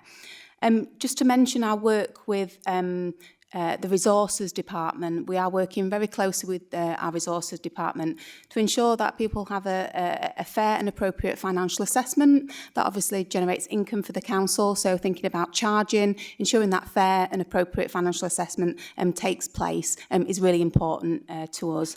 I think just lastly to mention, there is emerging work alongside the Chief Execs department to increase the use of technology within adult social care. So thinking about how we can use technology to boost our productivity and efficiency. Thank you very much. We will move straight on to the next is environment, housing and safer communities, and Councillor John Reid. Trade waste is forecast to under-recover income by 0.69 million. With income targets described as unrealistic, why have these targets not been adjusted earlier despite multiple years of underperformance? Thank you, Councillor Reid. So Faye and I will take this question collectively. So first off, I need to take issue with the reference to underperformance in trade waste. Colleagues in my sector, in other local authorities, would give their right arm to have a trade waste service that made the sorts of trading surpluses that we do. Nationally, I would say most councils that run, I'm generalising here, so don't quote me, but the majority of councils that run a trade waste service, and not all do, will either make a loss, a modest loss, or will come in at a cost-neutral level. It's very, very rare for local authorities to make surpluses on the trade waste account. In Doncaster, we absolutely smash it by £500,000 on average. We've got a really great team working really hard in a really changing market as well. Once upon a time, local authorities used to corner the trade waste market like we do with the bins. For commercial bins, we did exactly the same thing. Then the big guys, the likes of Biffa and Veolia, realised there was money in it and have moved into the market and have aggressively targeted small businesses and also contract work that we used to have and have basically ripped the rug from underneath the municipal trade waste service. So as I say, very, very few local authorities make a significant profit on it now or a surplus. So we've had a really challenging trade waste environment. We pretty much had, the lion's share of the market pre-COVID or a few years before COVID, and then things changed massively. So the things that have impacted on the trading surplus have been obviously the local economy. Local businesses who predominantly we trade with have struggled. A lot have gone out of business. In terms of some of the contracts we had, so we had some contracts with some big name brands. What they've done is awarded national contracts. So have awarded national contracts to the big players, as I've said, the likes of Biffa, Veolia, who run national waste collection contracts. So again, we've lost out massively there. Really competitive market. Because we're competing with commercial providers, They don't have to operate on the same types of transparent trading processes that we do. As a public service organisation, we generally have to have very transparent pricing processes. Everybody pays the same price. If you deal with a commercial provider, they can go in and say, well, I can give you this for 3 months, or I can give you a discount for 6 months. Or if you stay with us for another, if I can sign you up for 2 years, you can have it for X price. And anybody that runs their own business, and I know there's a few members in the room that do, the cold calls now that come from the commercial waste provider sector, if you do run your own business, you know, it's marketing constantly, I can do you a deal. So they've got big teams, strong marketing teams, and they can offer more flexible terms, if you like, than we can as a public organisation. That doesn't mean that we aren't still pretty competitive and people like dealing with us. We're a blue chip brand when it comes to the bins, local authorities, and, you know, long may that continue. So on top of that kind of really challenging commercial environment, there's been changes in waste regulation. So over the last couple of years, the team have had to introduce a food waste collection for all businesses. So you'll see them upstairs. We now have food caddies for all business premises, the civics included as a business premises, so they all have to collect food, and we have to have a separate food collection for them. We also have to collect glass separately. So our overheads have increased, so we don't just have Suez now going around collecting waste materials from businesses. We've got another couple of providers as well collecting glass and food waste. So again, that's increased our costs, that's increased our overhead costs. So again, in terms of our efforts to maximise income and continue that, as I say, we run a really good, profit that makes a really healthy surplus. We are looking to improve efficiency. We're always looking at that. I have to say it's a very small team, and they have been, you know, the focus over the last 12 months in particular has been about rolling out these additional material collection, food waste collection. But we are looking at improving efficiency. Again, looking at being able to operate more commercially with flexible pricing approaches. But again, that's something that we need to work through in detail. And then again, I mean, some of the stuff that we'll be looking at is clearly commercially sensitive, and we wouldn't want to discuss it in a public forum because we don't want Biffa and Veolia pinching our ideas. So just to give you some reassurance, you know, we're on with it. We want to absolutely continue to make make a healthy surplus. And I think the other thing as well, and Faye come on to this, but overall, the waste account, the waste budget has been pretty healthy over the last few years. So where we have had high income targets that we haven't achieved, we've perhaps been able to offset that loss against a spike in, I'll give you an example, just an example, you know, a spike in the cost the sellable price, for example, of aluminium or something. So we might make more on our cans than we were making that we'd budgeted for, and that would offset, you know, the kind of the income target that we had. So unfortunately, the income target that we do have has been put there for a reason, but sometimes it can leave people with a misapprehension that the service isn't a good service and isn't an efficient service and isn't making a profit. It's doing all of those things. So that's my bit, and now I'll hand over to Faye. Thanks, Kelly. So I was just going to provide a little bit more in terms of some of that history, in terms of the background. So in 23-24, that's when we really started to see trade waste income drop. And as Kelly says, whilst a surplus has been achieved, the income target hasn't been achieved, despite all the efforts that Kelly's just kind of outlined. However, in 24-25, when we looked at place overall place underspent, so the overspends were kind of offset overall. So when we considered the 25-26 budget, and do we kind of incorporate that pressure in terms of reduce it, we kind of thought, well, you know, overall place is kind of managing it. Can we try and manage it for a bit longer? Can we look at how we can mitigate it through and continue with that target? We wanted to kind of make sure that we'd exhausted pretty much all efforts really in terms of trying to achieve that target before we rebase it. So the surplus in 24-25 was about 600k, and the surplus estimated for 25-26 is about £500,000. So although there is the overspend because the income target has remained, the surplus is achieved. In the 26-27, I think given all the further conversations we've had, or the further efforts, And there was a proposal to rebase that budget, so adjust it by 600k. I'm aware that the budget amendment has reduced that budget pressure, so increased the income target from what was set in that 26-27 budget by circa 300k. So there is still an increased income target to what was originally proposed, and we'll need to monitor that and report on it as part of these discussions. And I think what we'll probably, like I said, we'll probably include the surplus as well in terms of what's the surplus position, not just what's the monitoring against that budget. Does that make sense?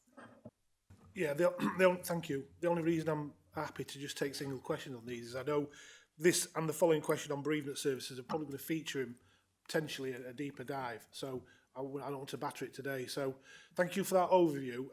Next question is on bereavement services from Councillor Jackson.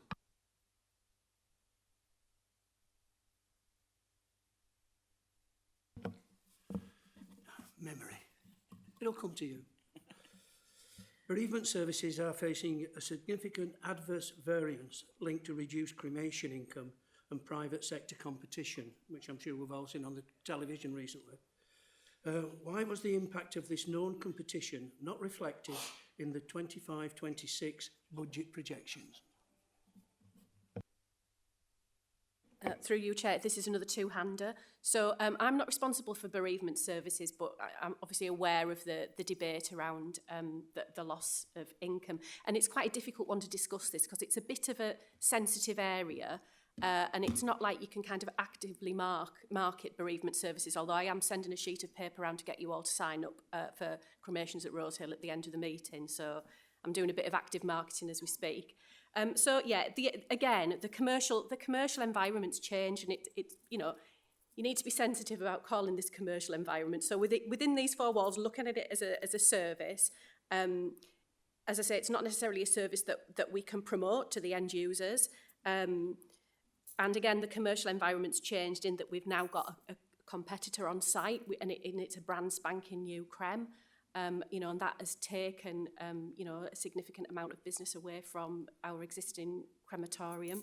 So again, just in terms of this, in terms of, options for, I suppose if you like grabbing a little bit more of the market share, again, the service will be focusing on efficiency, looking at how we can reduce costs. Again, we also need to look at how we all, maintain an appropriate pricing structure as well. Most people wouldn't know how much a cremation costs because I know this is an awful thing to discuss. But, you get your bill once if you've ever had to deal with a cremation or a burial, you get the bill at the end from the funeral director and you don't really go through it line by line, do you? So it's, but we still need to be cognizant of pricing. And also just in terms of that, again, because you are dealing with families that are in, a very traumatic situation and are grieving, the best way for us to kind of, ensure that people use our own crematorium is by the customer service standards that we've got. So it won't just be about, focusing on improvements of the facility, and the facility does need some investment. Again, compared to a brand new crematorium, Rosehill is showing its age. But again, focusing on customer excellence, sensitivity and compassionate support for families, we would hope that people would come back and use our services. And so that, that's a sensitive piece of work we need to do around marketing and engagement and liaising with funeral directors and things to try and encourage, families to use our facility. I think the income target's going to be reviewed again, I think, once those improvements have been completed. And I know that Dan will be coming back here to report quarterly, I think, on the financial situation there around the creme. Yeah, coming back to the budget question as well, it was considered as part of the 25-26, and at that time when we looked at the information, we put a budget pressure of 250,000 in so we reduced the income target by 250,000 based on the information we had at that point in time. I think we were still hopeful we might be able to retain more of that business, not as much going to the competitor, to the brand new creme. However, that hasn't materialised, so it has worsened more than what those initial estimates.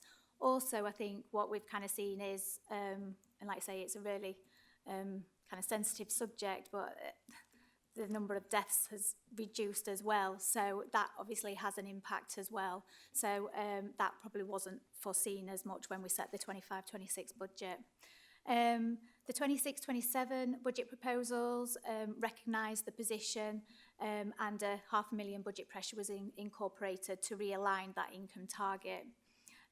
Whilst at the same time, efforts, looking at how we could reduce costs. So there was a 196,000 saving in the 26-27 budget as well, which was looking at, looking at the structures, looking at what costs are incurred, and looking also at doing a fees and charges review to see whether actually we could have a look at the fees to increase the activity at all. The fees and charges review has been undertaken, and the ODR has been approved, so we'll need to monitor the impact of those revised fees as well as we progress. And as you say, the budget amendment increased the income target by 300,000 on top of the 196 in terms of that targeting further income. So the savings target is 496 moving forward. So as you say, we'll be having more detailed discussions on this area.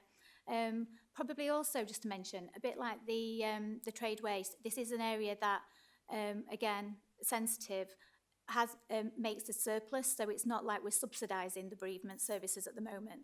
It is getting to that critical point, though, where we are kind of looking at if income drops much lower than what it is, then it is potentially moving into that subsidised area. But at the moment, it is still making an overall surplus. But like I say, we'll have more discussions. Yeah, sure. And when that sort of deeper dive goes in for one of the panels, then you can let us know more about what you're forecasting there in a bit more detail. But thank you for that. Next couple of quick questions from Councillor Reid, please. Tree planting. It says that the lowering of some maintenance is reducing standards.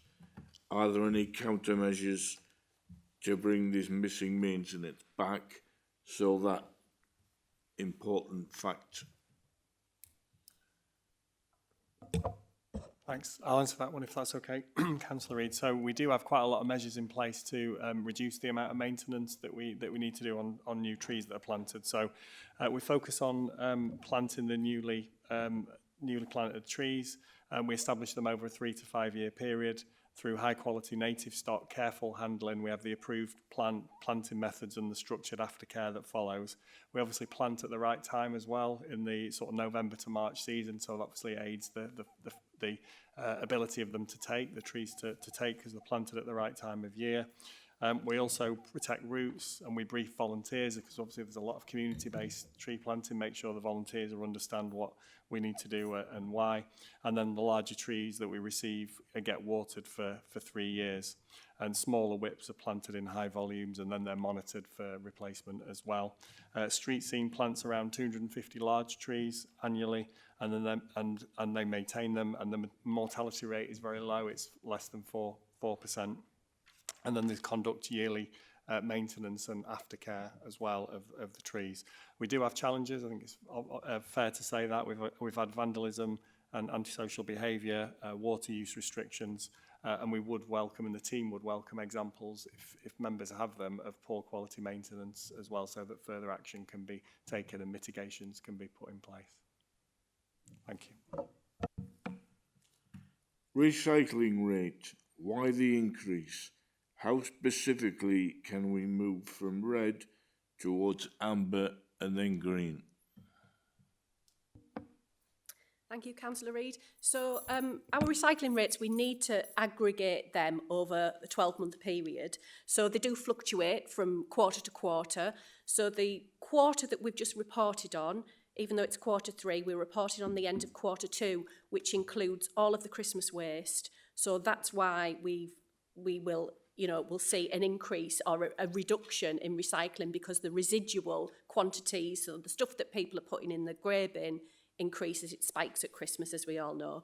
So, yeah, so typically the recycling rates fluctuate. It's lower in quarter 3 and quarter 4 due to the residual waste collected in over Christmas. So again, I mean, I suppose it's a bit simplistic, this one. To increase the recycling rate, we need to recycle more and dispose of less in our grey bins. So in terms of addressing that, we need to look at investment in education and behaviour change campaigns, and we also need to encourage our residents to recycle as much as possible.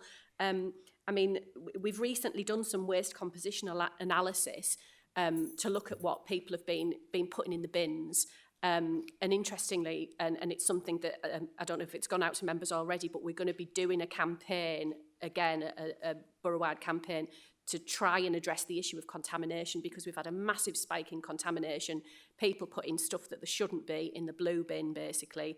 So we're going to be starting some tagging again back end of next week. So anybody that's contaminated the blue bin will be told about that. So we've got some comms that's going out to you all. We've got some comms that's going out to the local paper. We'll be going all over the socials with that. Members that were here previously will know that caused a little bit of consternation last time. The good news is that the most consternation was caused generally by people that were wanting to recycle yoghurt pots and things that we weren't taking at that point. Now, obviously, we're taking them. We're taking batteries as well. So there's a lot more materials that we take within those recycling streams. So, yeah, what we need to look at is encouraging people to recycle more and reducing contamination. And that's the only way we'll get the statistics to shift northwards, which is what we want. But probably the best thing to do is at the end of quarter 4 to look at this year's annual recycling rate, because we need to aggregate every quarter, because again we'll get a spike in recycling once we start picking up the green waste. Well, it's been picked up now, so we'll see that in this next quarter. Thanks, Kelly. I'm sure we'll get like a bit of an update on how the tagging's going when the panel actually does the deep dive, so we'll look forward to an update on that. You might be surprised to see there are only 2 questions for children, young people and families. Once again, it's because it's been highlighted that this is potential for a more deep dive from one of the panels. So we're not going to, like I say, have lots of questions on this when the panel are going to look at it. However, the first question is because it's a bit of a hot potato, really. Children's social care is overspending by 1.81 million, largely driven by out-of-authority placements. What immediate commissioning or operational interventions are being put in place to reduce both the number and cost of these placements, please? Thank you, Councillor Hughes.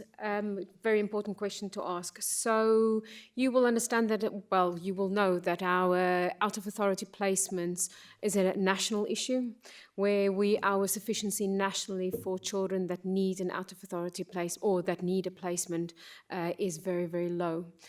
It's also driven by market forces. So when we have to go for out-of-authority placement is normally when we're absolutely in dire straits and we need a bed and a roof for a child. And those are usually provided by private providers that costs an arm and a leg. But it is a national problem. So just I've referred to this earlier on. Our Families First Partnership Programme, or the transformation that we're undergoing, has got a direct target of reducing the number of children in care. And that remains a big priority for us as well. And if we look at over recent years, our number of children in care has gone from nearly 600 to just over 500 at the minute. And we were actually as low as 480 towards the end of last year. So we are actively working on that. What we do on a daily basis is we make sure that we use all of the in-house capacity that we have, and operationally we try to manage that. And I'm proud to say that within our residential homes, we manage that really well, and we've got full occupancy across all of our residential provision, which is really hard to achieve actually when you think about matches and placements for children. We also manage that on a weekly basis. We check how many children we have that are in residential placements, how many that are in care, how many of their children can return to their families in a safe way. So we actively look at that, and we also try to prevent children from coming into care. In terms of strategically, we are expanding our in-house provision, so we are hoping to open more residential homes over the next few years.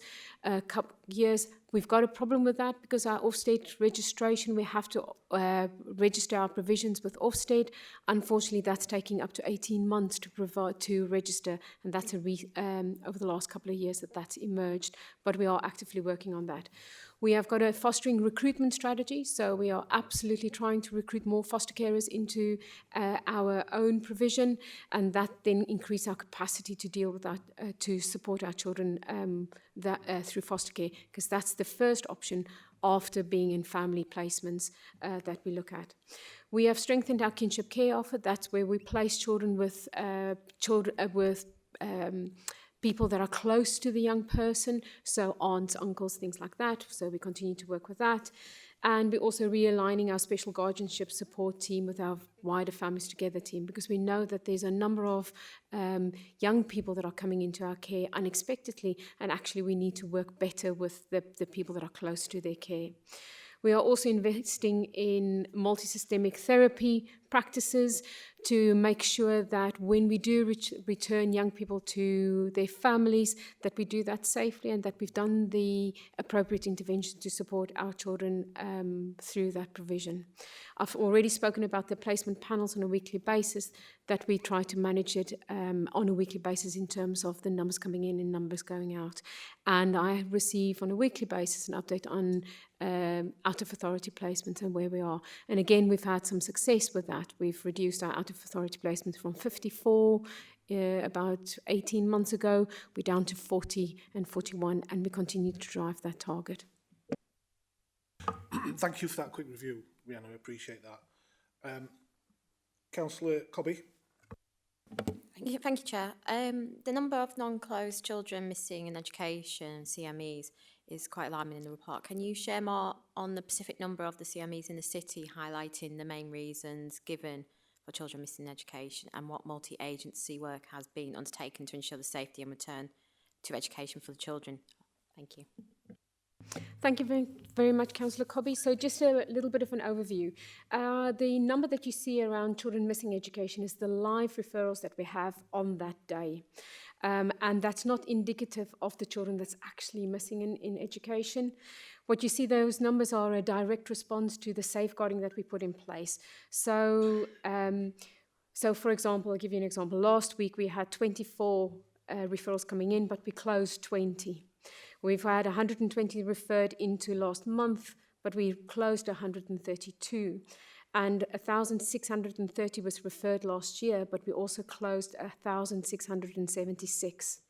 So the number of non-closed children missing education is a direct consequence of the city's proactive safeguarding approach. Partners across health, police, early help, housing, voluntary sector are asked to refer to us any child that they believe may not be in education. That might mean that a family has moved and the child hasn't been registered with the next school. It's all of those kind of things that are involved in that. The main reasons recorded for CME in Doncaster include families newly arrived in the city who have not yet secured a school place, children whose parents have indicated that they want to elective home educate their children but have not yet provided evidence, children awaiting mainstream admissions where year groups and capacity are tight and are full, children with the education, health and care plan who are awaiting a specialist placement. Additional cases arise where children have moved addresses without notifying their previous school, or where children has got temporary out of school due to exclusion, medical needs, or family circumstances. So a whole range of things. To ensure safety and a swift return to education, Doncaster has a well-established multi-agency response. The Attendance and Pupil Welfare Service tracks all open CME cases, maintains direct link with children's social care, and undertake joint visits with social workers where needed, and address the verification is completed at an early stage, so we make sure that we know where they are. Officers attempt contact with parents or carers, and where this is unsuccessful or concerns remains, home visits are undertaken to confirm where the child is living at the property or assess the immediate risk posed. Safeguarding checks are completed through Mosaic, which is our recording system, to identify any social care involvement and previous concerns, and where a child has an allocated social worker joint work is undertaken. For children awaiting a school place, checks are made through the admissions and standards and effectiveness service to confirm the status of the application and agree timescales for admission. And for children with the Education, Health and Care Plan, a senior SEND officer oversees the case and confirms where a child is awaiting a specialist placement. Throughout the process, multi-agency checks with health, early health, police and voluntary sectors are done to provide a full picture of the child's circumstances. For children with education, health and care plans, a senior SEND officer, as I said, oversee the case to ensure that there's no delays in a specialist placement found, and all children in this position where we don't have a specialist place as of yet receive tutoring, which then provides us again a further layer of eyes on children. So I hope that provides you with some assurances that the numbers that you see isn't necessarily the children that are actually missing education, but it's a safeguarding approach that we take to make sure that we know where children are. Thank you, Rihanna. Faye.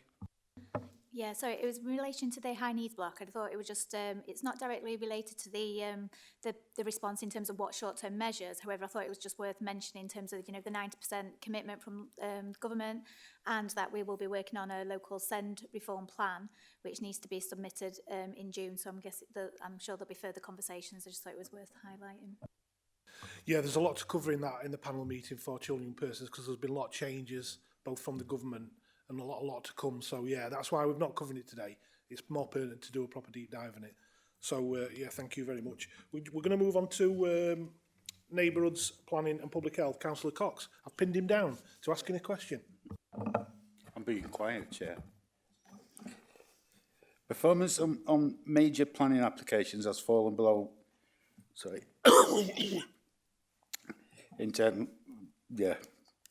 targets due to capacity issues. What actions are being taken to restore staffing resilience and return performance to target levels? I've got an update from Scott Cardwell, who would have been here, but I'm subbing for him. So the update really is it's important to note that this is an internal target that we have, and that's a stretch target, and it's high compared to the national target of planning applications being processed, which is around 60%. In terms of staffing resilience, unfortunately, we just don't compare favourably in terms of what our rates of pay are.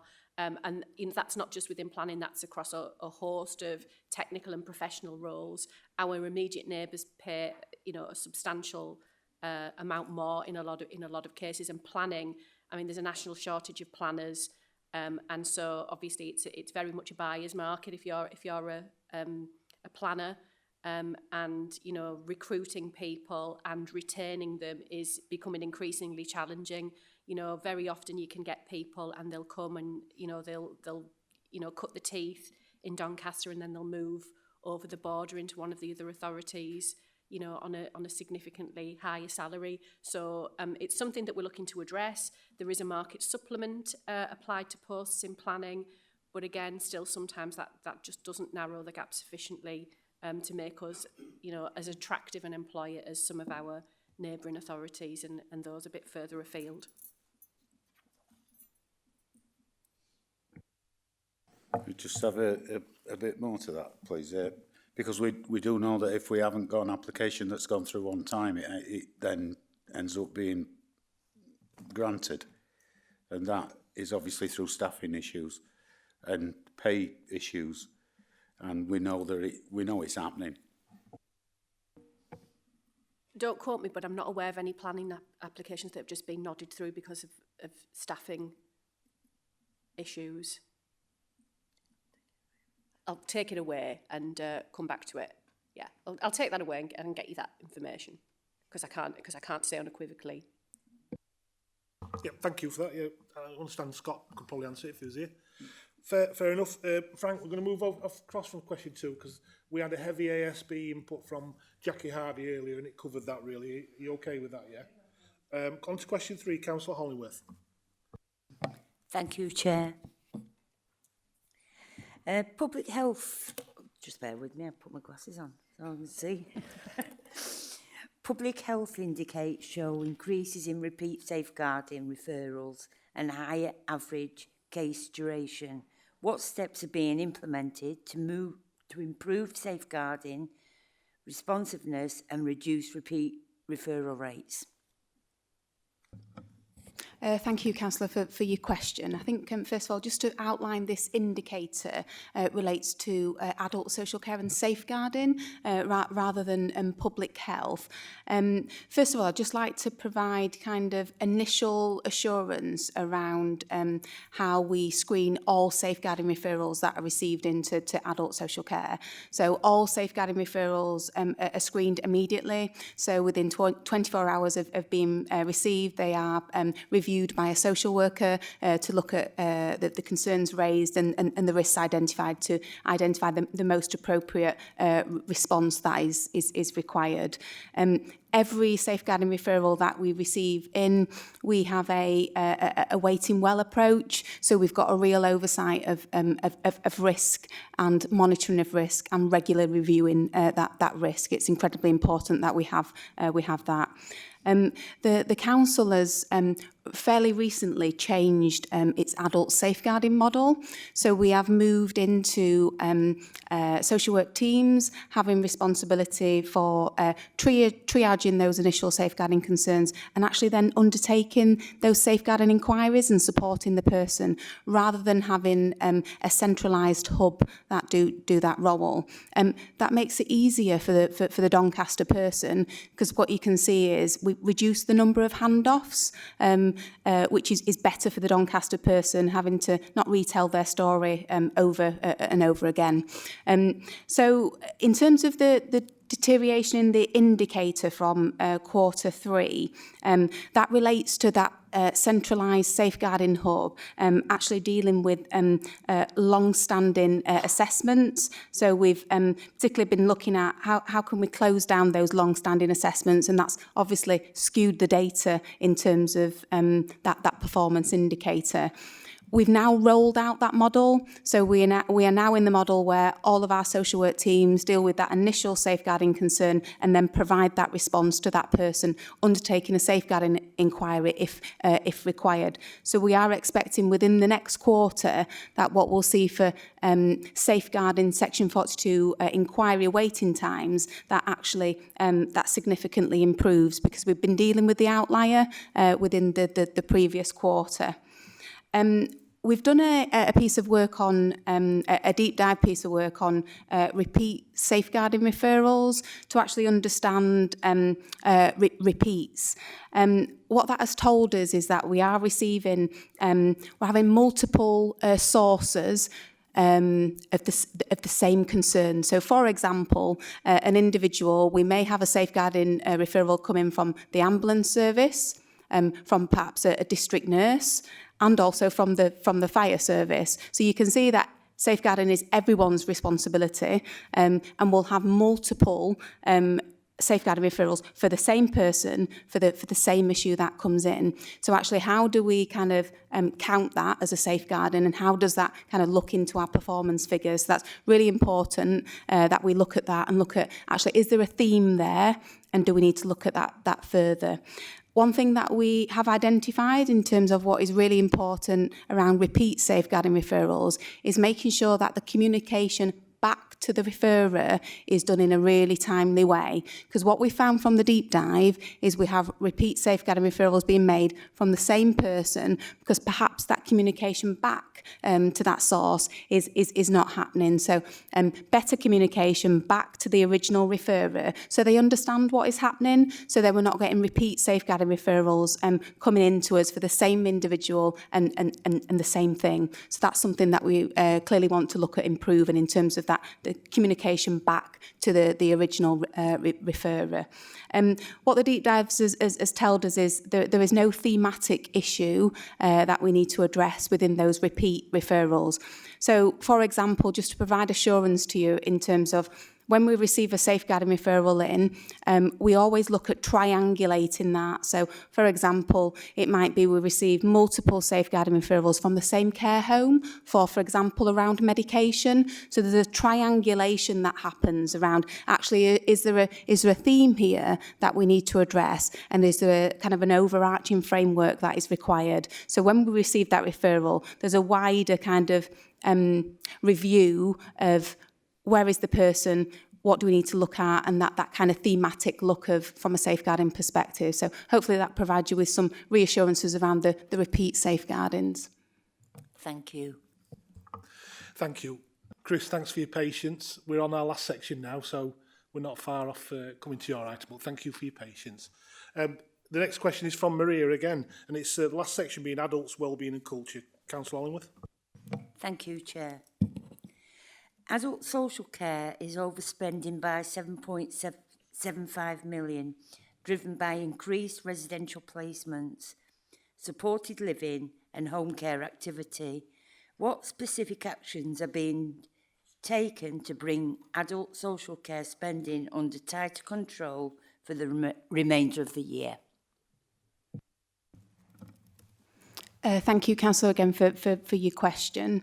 Really important question. So I think I would first off start by outlining that adult social care spending in Doncaster benchmarks as an average spend in relation to comparable councils. So it's really important that we look at benchmarking data, and what that benchmarking data does tell us when we look at comparing to comparable councils, that our average spends, we are within that benchmark. We do have the opportunity to look at really recent benchmarking data, so the adult social care outcomes framework, often referred to as ASCOF. So what our latest benchmarking data tells us is that actually the number of older people supported into residential care has fallen significantly, and the number of working age adults who we support into residential care is lower when we look at comparable councils. That's actually a really good thing, because actually what that tells us is we are supporting more Doncaster adults, working age adults and older adults to remain living in their own home for as long as possible. So that recent ASCOF data has given us a really positive indication in terms of the impact, in terms of what the work we are doing. However, what has driven the overspend is the increasing number of older adults and working age adults with very complex needs who have previously received free healthcare. And what we are seeing is that actually they're losing their eligibility status and then become the responsibility of adult social care to fund. So we have seen that has been a factor that has contributed to the overspend. So that is the loss of people's eligibility for free healthcare. Those people still have those needs, and those needs still need to be met and funded, and they become the responsibility of adult social care. The other factor that has actually increased costs that we've seen is surges in demand from both mental health hospitals and also acute settings. People leaving hospital and then requiring support on discharge. So we have seen throughout the last year, particularly periods of surges in demand in terms of people leaving hospital. We're working really closely with our NHS providers to plan and prepare for people to leave hospital timely, safely, and having the most appropriate care upon discharge.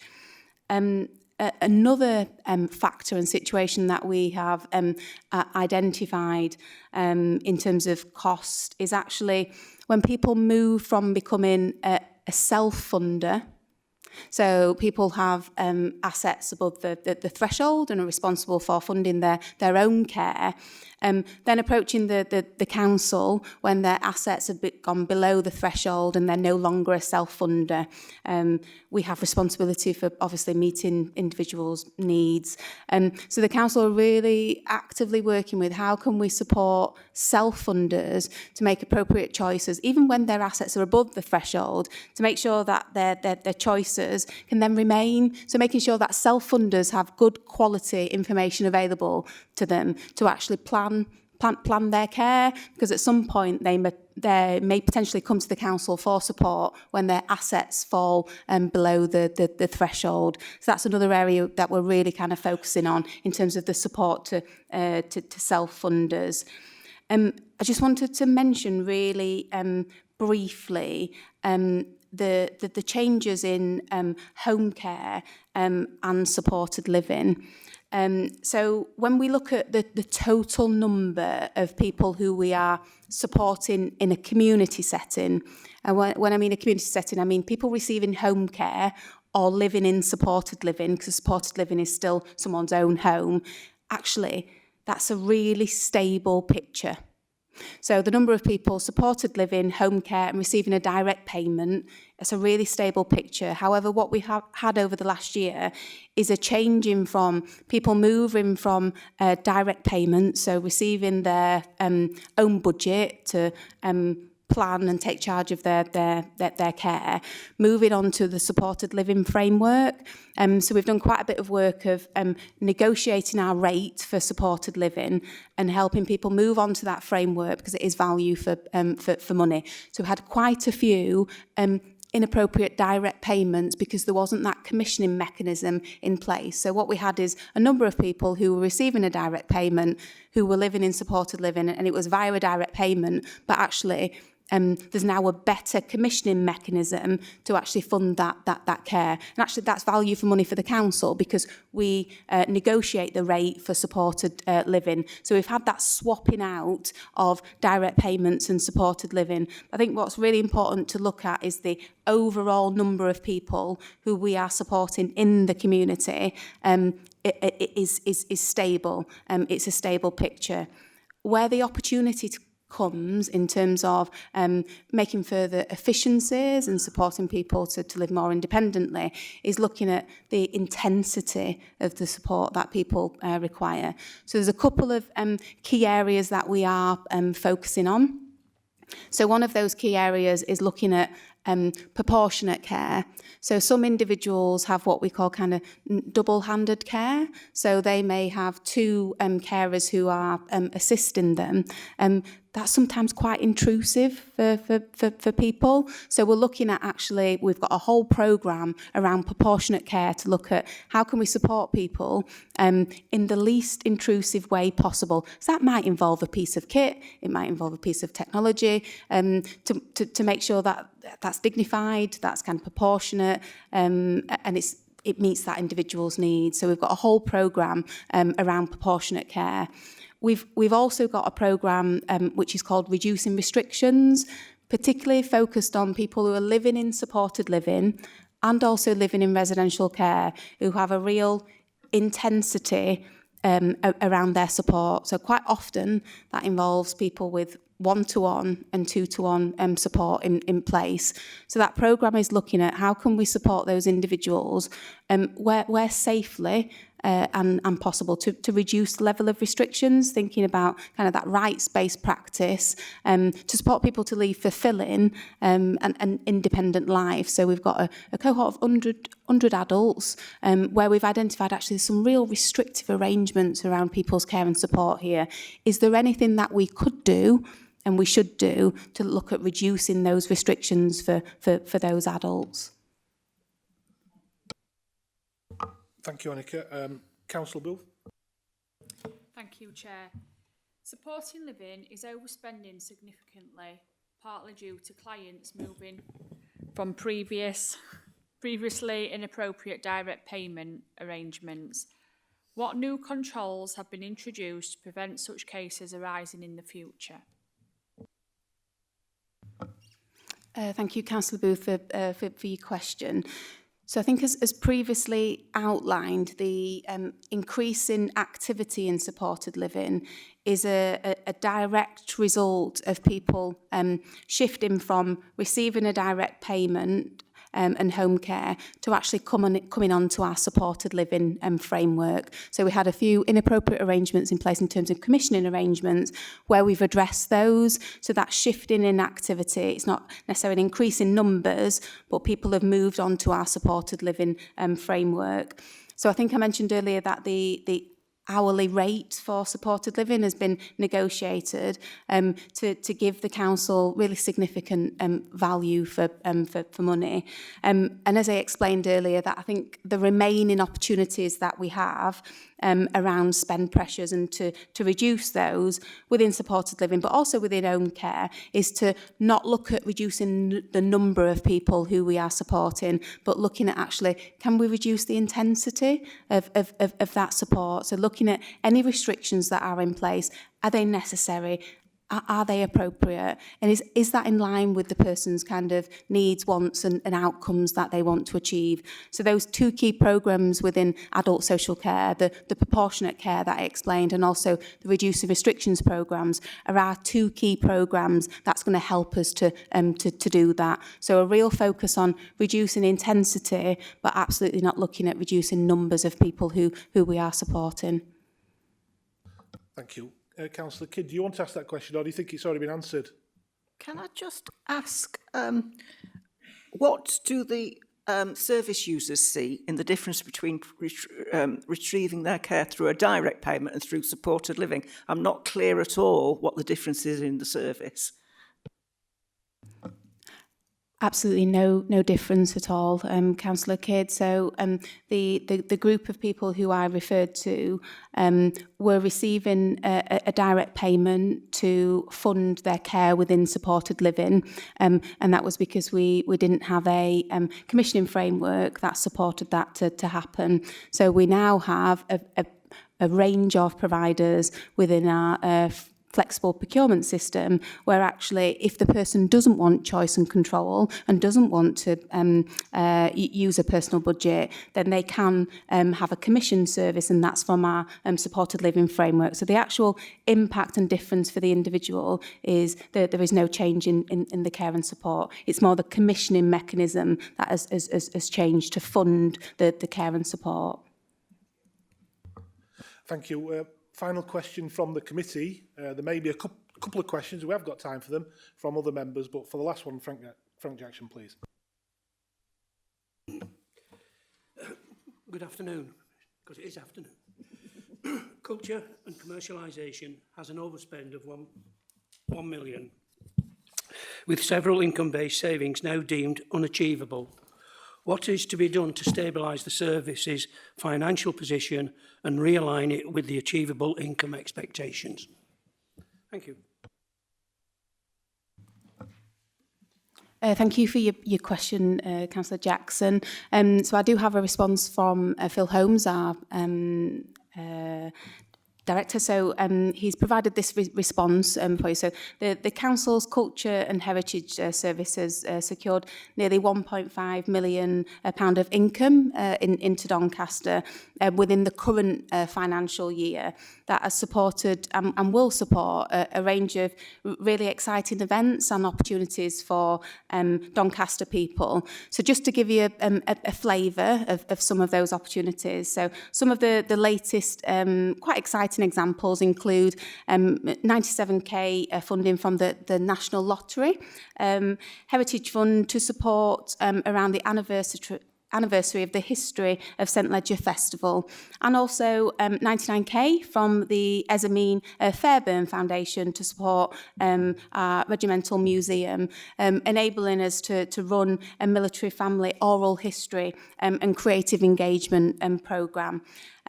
So there's been some really I think significant and exciting opportunities in terms of income and funding that has come into Doncaster that we want to be acknowledged.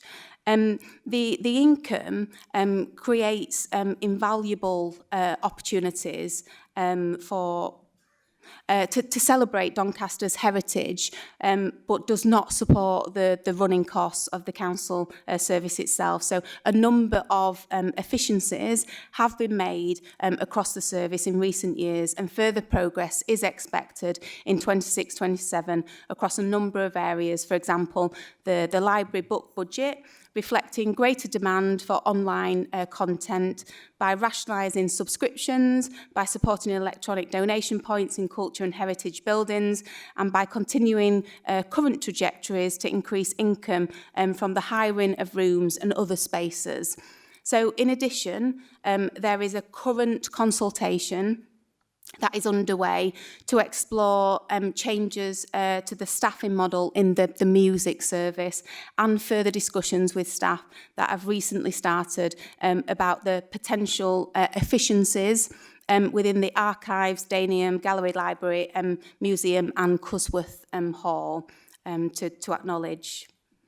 So the above savings are within the council's gift to make, but will not close the budget gap that the council faces over the next 3 years, particularly in light of the increased savings expectations introduced for 26-27.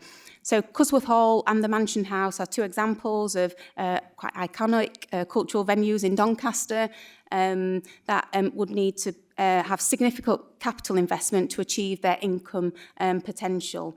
The Mayor's original budget proposals for culture and heritage services to become fully financially sustainable within 3 years, which was a very challenging target already, but the additional savings required within the budget agreed by full council makes it very likely that some quite hard choices will have to be considered about the future sustainability of services and venues that Doncaster people quite highly value.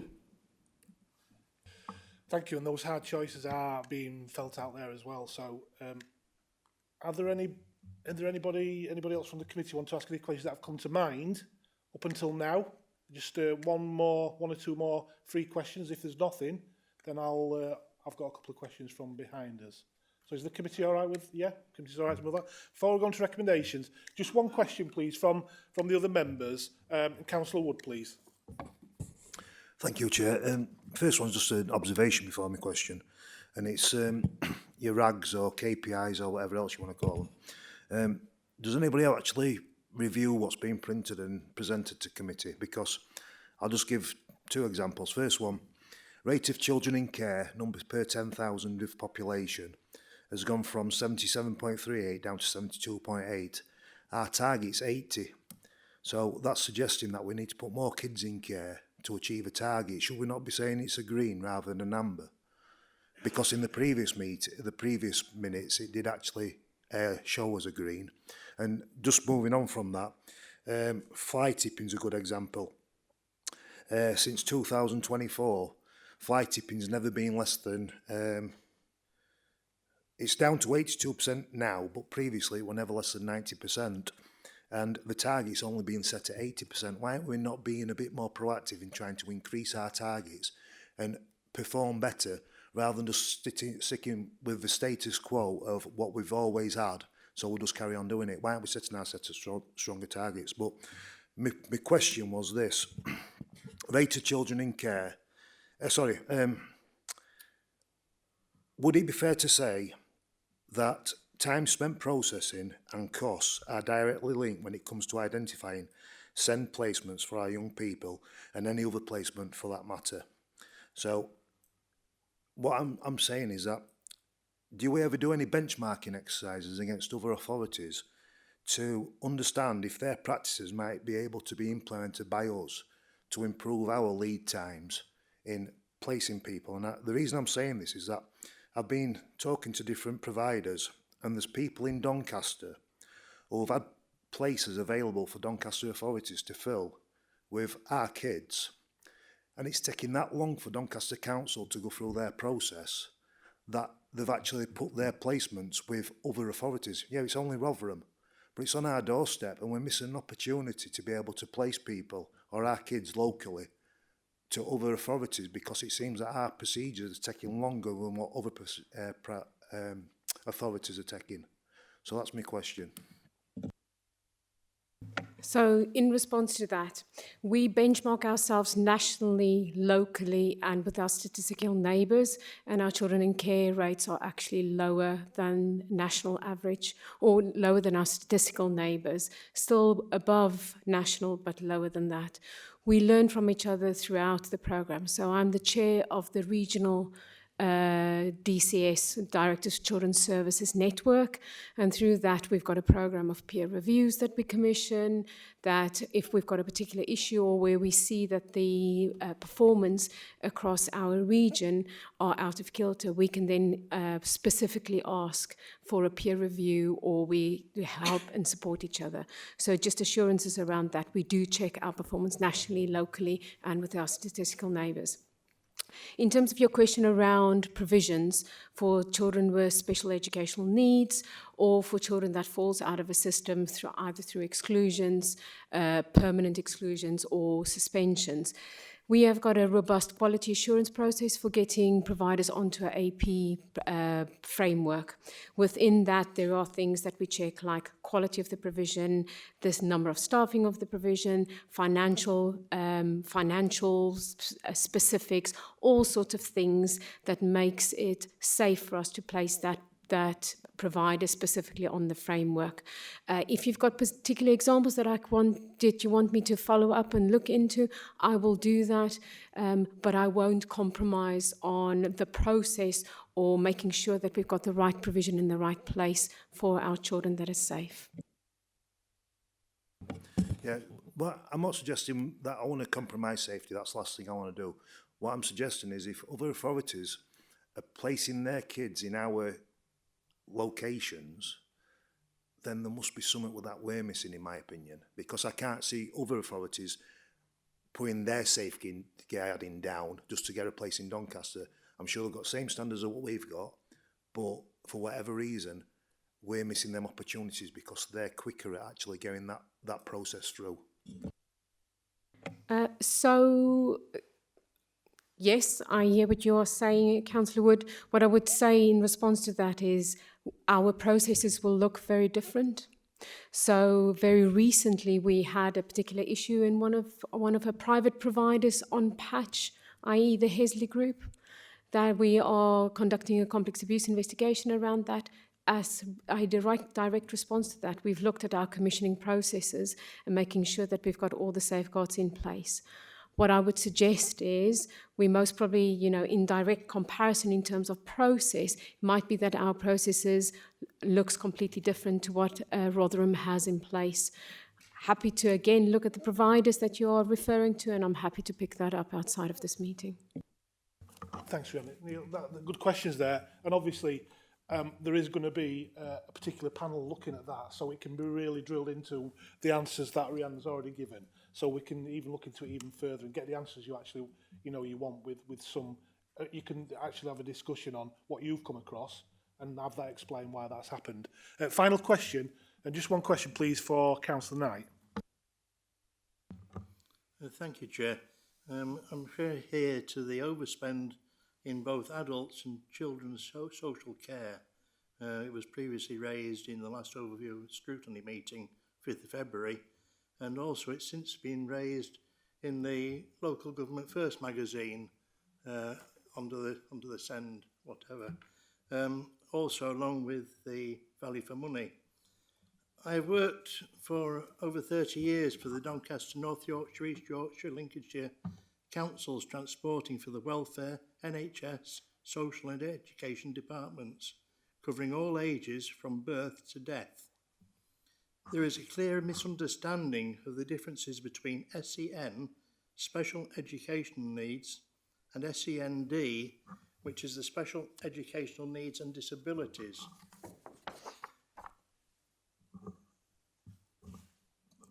SEND, in simpler terms, may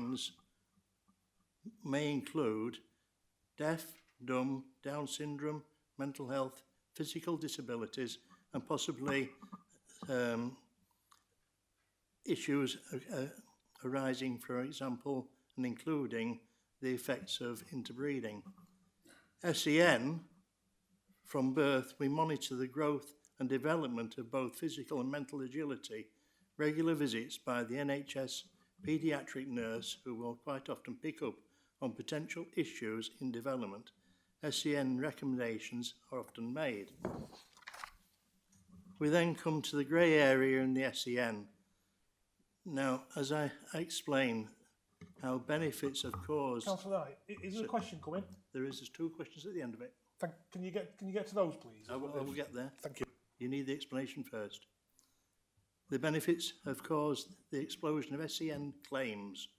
Benefits includes presently a child being placed in a satellite school where one-to-one tuition transport provided, complete with passenger assistant, the parent being awarded financial package to assist. To achieve SEN status for the child, criteria have to be met. Once a parent knows the criteria, the child is often trained to comply. I am not going to explain further here the criteria. Schools see the behaviour changes and give exclusions, resulting in the child being able to achieve at exams. Here, Ofsted quite often play a part in the rise in SEN. Schools are under pressure to achieve good results. Now, if the school knows that a child is not going to achieve the required results, schools quite often permanently exclude the child and in turn become another of the entering the SEN at a satellite school. Whilst there has always and will be a small percentage of children in need of SEN genuinely, I invited members of this council to visit sites of both SEND and SEN, but unfortunately the others were not taken up. The satellite schools are not meeting satisfactory standards for education.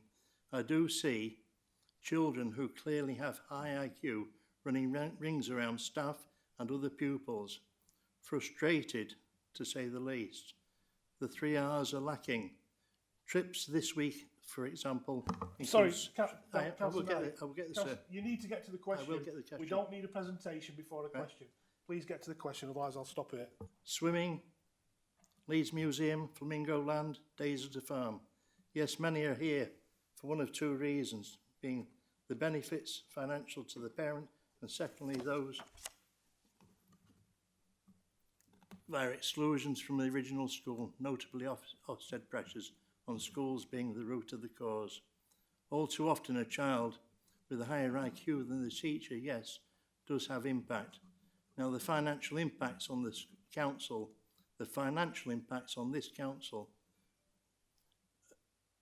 whilst need addressing or taking in consideration for reassessment. SEND remains overspend where the client, for example, has his own carer and mobility vehicle, but also is afforded at this council's cost a further carer and transport, often up to 5 days per week, at the cost of an average of £600 a week or £30,000 per year. In this question I ask, can this pure waste of finances be reviewed where a client does have their own carer and mobility vehicle? SEN, the satellite schools leave a lot to be desired. As a visitor to both, I'm there. I'm just about there. How much longer are you going to lecture this? 5 lines. I hear and see events that should be reported to safeguarding authorities, but are not, because of the school's ability when might be brought into question. On many occasions, I have reported incidents that need safeguarding attention to principals, and their action has been none. Question: can this council review how it employs and gives advice via personnel to share information and guidance to parents that guarantees SEN status? Also, have the financial awards removed. Note, this millions could be saved and the status quo that we originally be restored. Thank you. So I think there's been a few generalised statements within your statement, Councillor, and I would like to address that outside of this meeting by providing you with a written response to the statement that you've just provided. However, I would say that nationally we know that the SEND system needs reform. A week or two ago, the SEND consultation was published by government, and I suspect that that SEND consultation will come into force within the next 5 to 6 weeks.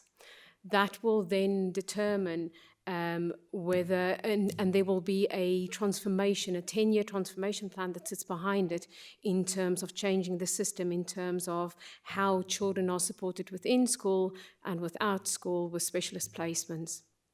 We as a local authority need to produce a local reform plan by June, and that is a multi-agency plan.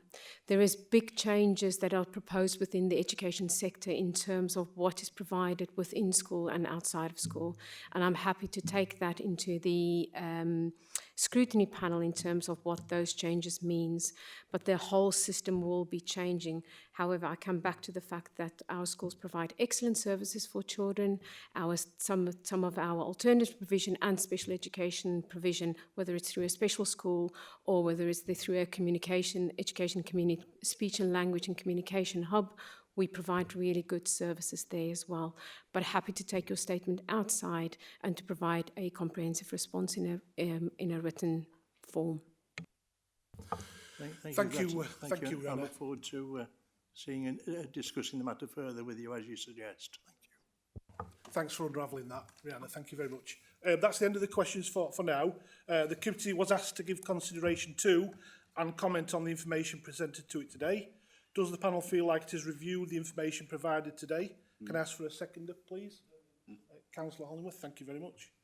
Can I ask if there are any additional recommendations from the committee that we need to know whilst we prepare the recommendations over the next coming few days? No, thank you very much. So that's the item closed for now. If you want to abandon Chris, that's up to you.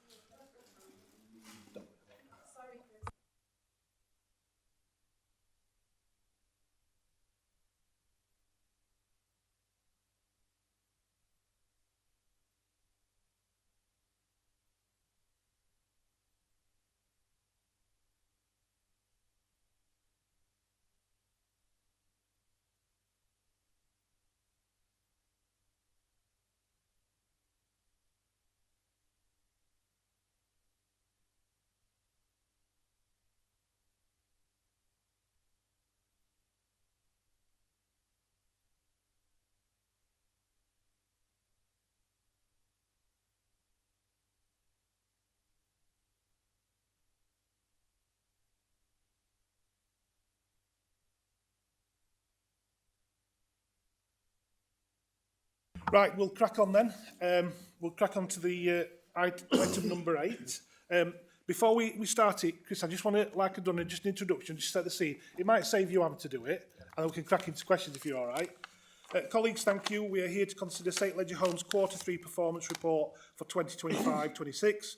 The dashboard presented shows the strongest overall position we have seen for some time, with 21 of the 30 in scope KPIs either meeting or within tolerance of target. I want to begin by recognising 3 clear areas of strong performance. Building safety compliance remains at 100% across gas, fire, asbestos, Legionella and lifts. This is the bedrock of our landlord responsibilities and is being consistently delivered. The use of hotel accommodation has been reduced to the 21-night target for the first time, with both the number of households and the associated costs trending down. Void relet times have improved, now meeting the 25-day target for standard properties, a positive sign that the Void's excellence work is beginning to show impact. However, the report also highlights several significant concerns that the Cabinet must continue to scrutinise closely. First, non-decent homes remain far above target at 10.8%, with over 2,100 properties requiring investment, and a risk this figure could rise as more surveys are completed. Current capital levels will not deliver the required reduction. Second, repairs timeliness, especially non-emergency repairs, remains well below target, with performance stuck around 68% against an 85% target. The increased volume of emergency heating repairs is adding further pressure on capacity. Thirdly, complaint volumes continues to rise, with 68 complaints per 1,000 properties compared to a target of 37. Although response times are excellent, the volume signals persistent failure demanding core services. Finally, although progress is being made, void rent loss remains above target and EICR compliance. While close, it is still not at 100%. Today we will therefore focus on understanding the recovery plans, capacity constraints and financial implications behind these red-rated areas. Chris, we look forward to your responses as we work together to ensure SLHD continues to deliver safe homes, quality services and value for money for Doncaster residents. Are you happy to move on to questions, or do you want to say? No, I think you've covered that well, Chair. There's nothing to add there, so I'm more than happy to take questions. Thank you. I'll get straight into it then. Question 1. What is the costed and time-bound plan to reduce the current 10.8% non-decency to the 3% target, and what level of additional capital investment will be required from 2026-27 onwards to achieve this, Chris? Thank you. Councillor, thank you for the question. So I think it's good that question's being asked today, so I think we're going to bust a few myths on it. So the figure is driven by the very ambitious stock condition survey plan that the landlords got. That's been funded over the last couple of years. So just to set some context, we're only aware of the data once the stock condition surveys have been completed and the provider provides us with that data set. And this is reported in one go. So the two aspects to non-decency. That's the HHSRS hazards that are reported when stock condition surveys are completed, and then components coming to the end of their deemed useful life. The vast majority of properties that are non-decent are driven by the HHSRS hazards, and the top reason for a Category 1 hazard in our property is the removal of either a smoke alarm or a carbon monoxide detector. They're checked annually on the gas servicing programme, as you can appreciate, but for whatever reason, some of our customers do remove those. So if a stock condition surveyor goes into that property and that's not in its location that it's been designed to be in, that category has a Cat 1 hazard and it is non-decent and it would be reported as that. So I wanted to just be absolutely clear why that figure is going to remain volatile. So we do around 4,000 stock condition surveys per year. So those do result in further Category 1 and 2 hazards being reported. In terms of the components failing, however, they are reported into our assets team, and then investment plans are created to enable us to complete that. So I just wanted us to be absolutely clear. The vast majority of non-decency will be around Cat 1 and Cat 2 hazards, rather than underinvestment in our properties. What it's also highlighted, we're at 91% stock condition surveys at this moment in time, which is that should be celebrated. You know, as a housing provider, that is quite difficult to achieve, and you'll be able to see that for yourselves. It also identifies how quickly the components are deteriorating, and what that stock condition data is telling us, the components are deteriorating faster than we initially planned. All of that goes into our 30-year financial model, and the data from that is used and utilised to create investment plans going forward. So absolutely right, that plan is requesting more finance, and we are working through that as we speak, and our council colleagues are supporting us to do that. Thanks, Chris. I know you've obviously still got sympathy. 91% is good, isn't it?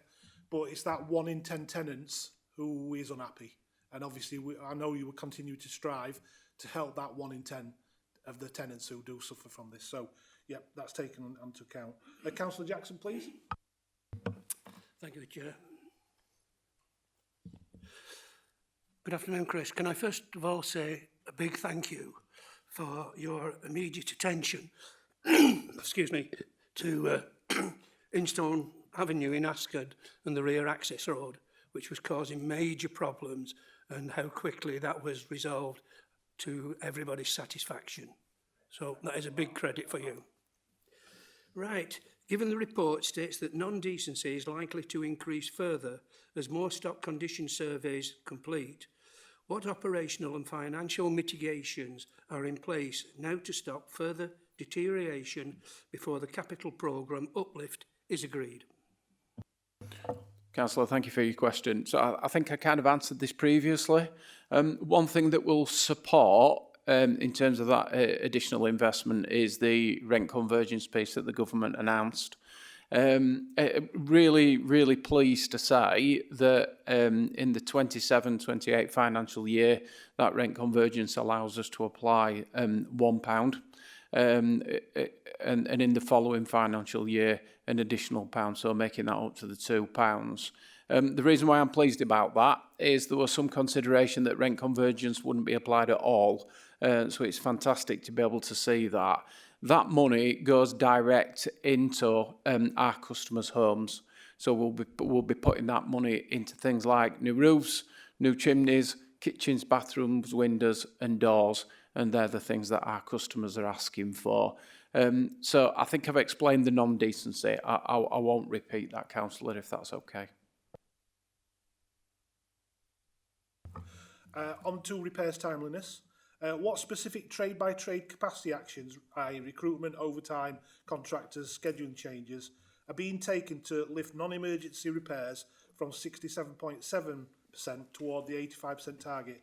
And what is the expected date for returning to green, please? Thank you, Councillor, for that. Again, another complex issue for us. Our approach to this is in line with the regulators' expectations more than anything else. And just for completeness on this answer, we had a responsive repair service and a scheduled repair service. And that's not uncommon. That's like most housing providers. We no longer have that. We went through a process of improvement and we created the one repair service, merged the schedule and the responsive repair service together. What the regulator's looking for is that all any customers that report a repair get a date, so they get an appointment created at that point, and that's exactly what our service provides. It is a demand-led service. And we have been, as I've mentioned previously, undertaking a significant stock condition survey programme. That all puts demand on a service. To help us improve the repair service even further, we put a repairs improvement plan in place, as you will be aware. These plans are embedding, and we're seeing the intended improvements, and those intended improvements are reduced waiting times for repairs. It does take a while for that to come into fruition. As you can appreciate, the diaries have been congested, and as I've mentioned, repairs reporting has been high in the past. However, that is starting to come down. So next available appointments are now getting closer for our customers, which is pleasing to see. The main thing impacting the KPI from our perspective is expectations of our customers. Our customers are expecting repairs to be done quicker and faster. So as the diaries improve, we are not seeing improvements in customer satisfaction, which is quite strange. So it's almost like the Amazon effect. To counter this, we're evaluating things like triaging service for emergency repairs. And that triaging service, we will be looking at video reporting as well. So if customers have got the ability to be able to video a repair, we'll be able to analyse that. I think one of the things for us is just making sure we have capacity in the diaries to respond to the highest triage repairs that we can. So if somebody needs us to attend that particular day, it's our intention to do that. And I won't go into the technicalities of the diaries, but more capacity has been made for us to undertake emergency type repairs. We've also done some additional comms on this, just so our customer base are aware. There are appointments available, and looking at the diaries as I have done this morning, you can get an electrical appointment on Monday. So if it is urgent but not an emergency, we can come and do your electrical repair on Monday. But again, tenants' expectations are we will attend today, and that's not always possible. Oh, before my colleague jumps in, I've got a supplementary, Chris. You know, when you say the services were merged, obviously that would have been something that was planned, and in hindsight, what would you say has been the result of that? Has it been wholly positive, or have you found out that it hasn't achieved what you intended it to do? Is it overall better or worse than before you did that? How would you describe it? I think the service to the customer's better. When we had a scheduled repair service, if you reported a scheduled repair, your experience would have been contacting us through our contact centre, and then you wouldn't have got an appointment. And potentially that repair might not have even been done in this financial year. It could have been next financial year. So from a customer's perspective, they know exactly when we're coming. They get a text message to confirm their appointment, and then leading up to that appointment date, they get further nudge text messages. And then before that repair's before we go to that repair, we call ahead. So all of our trades call the customer up and do like a triage. So you've got a leak. Is it coming from the underneath the sink, on top of the sink, or around the sink, just to make sure that we've actually got the parts on the vehicles to be able to complete that repair. And you can see within the stats, within the report, first-time completions are way into the 90s. And the only way that we can achieve that is if they've actually got the part on the van. If we come away from a property to get a part, that's not a first-time fix for us. So I think overall, it's been a really positive experience. I think the negative on this, we came out of the back of COVID with around 7,000 repairs in backlog. Working through that, merging a service and trying to adhere to the regulator's guidance on this was incredibly challenging. So maybe just doing one of those things first may have been a better option, but that wasn't the decision at the time. So hopefully our customers will be able to reflect that in the near future as appointment times become closer in the diaries. Just want to say thank you again. Same as Frank said, I mean, what I've seen driving to my son's house in intake, when you're doing the roof replacements now, it seems absolutely streamlined and work looks absolutely bang on, and we know there's been issues there before, and thank you for that. But maybe you might want to say something about not being able to access the properties that also make the figures look not quite right. Thank you for that, Councillor. And again, I'll pass on your congratulations to the team. I think access is a significant problem. Certainly when you're talking about hazards coming out of the back of stock condition surveys, we have to appreciate the customer's not reported that repair. So getting access to complete a repair, and a really good example, it might be a cracked electrical socket. The customer's not reported that cracked socket. They're probably working. So they don't really want to take any time off to give us access to something that they never reported in the first place. Still a category 1 hazard. It's still non-decent, so we still need to get access for that.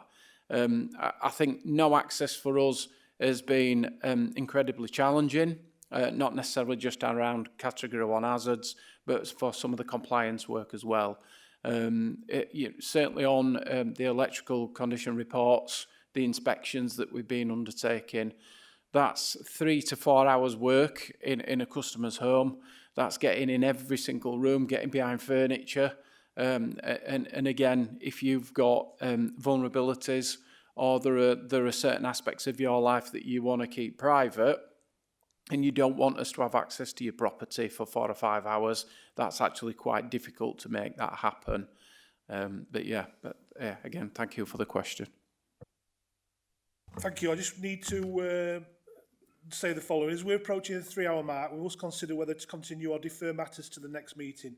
I would propose that we continue until we complete the business on the agenda today, and look to finish no later than probably 30 minutes time. Is that agreed? Thank you. We'll continue with them. Councillor John Reid, next question. Question 4. How is SMHD ensuring that the increased volume of emergency repairs following heating repairs being reclassified does not continue to displace non-emergency work and drive compliance? What measurable weekly throughput targets are in place to protect both these areas? Yeah, thank you for your question. As I've mentioned previously, the leading reason for complaints is time taken to complete a repair. And this is linked to what I've previously mentioned. An additional action to address this is proposed creation of a new shift pattern. Using money that would otherwise fund the out of hours service, this shift would increase service hours to include weekends. This will not only reduce more expensive call-outs, but also reduce abortive visits, as the increased hours will offer appointment times that are more favourable to customers that potentially work. The policy that we have at the moment is to make safe on call-out, and we would propose that the policy for the shift pattern is to complete a repair. Okay, John?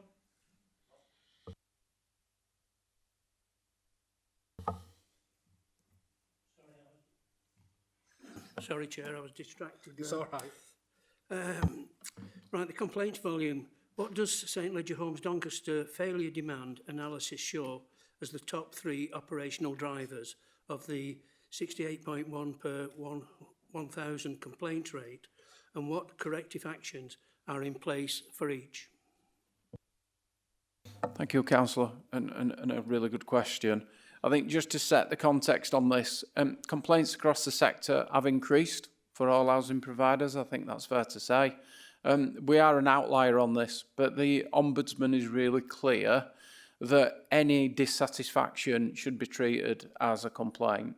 So if one of our customers rings up and says, I'm dissatisfied with the service or with a particular aspect of a service, we will log that as a complaint.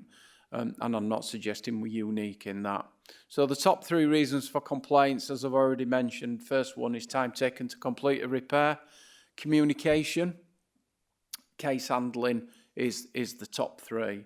However, we break our complaints down into upheld and not upheld following investigation of each complaint. 26% are upheld and 74% are not upheld.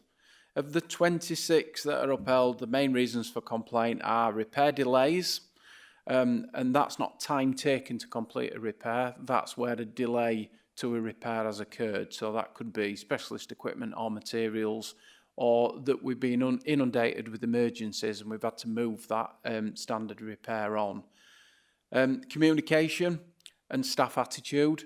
So the actions to support improvements that we've taken are customer journey analysis of repairs, so the full process, repairs analysis, complaints clinic for key services and additional training for our staff, complaints subgroups made up of tenants representatives, which is really important, and a power users project to identify tongue complainants and service requests. And power users is the top 150 customers that we have that interact with our services the most.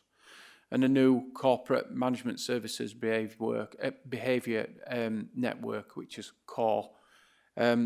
Continuous dialogue with staff to ensure delivery requires standards and changes to repairs delivery processes to reduce time taken and deliver repairs in policy timeframes.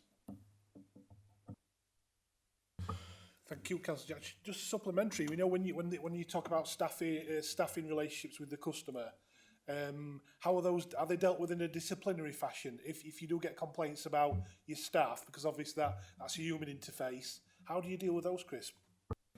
Yeah, that's a good question. They are investigated thoroughly, and it's by an independent investigative manager. If it's found that there's been the disciplinary required, then we'd do exactly that.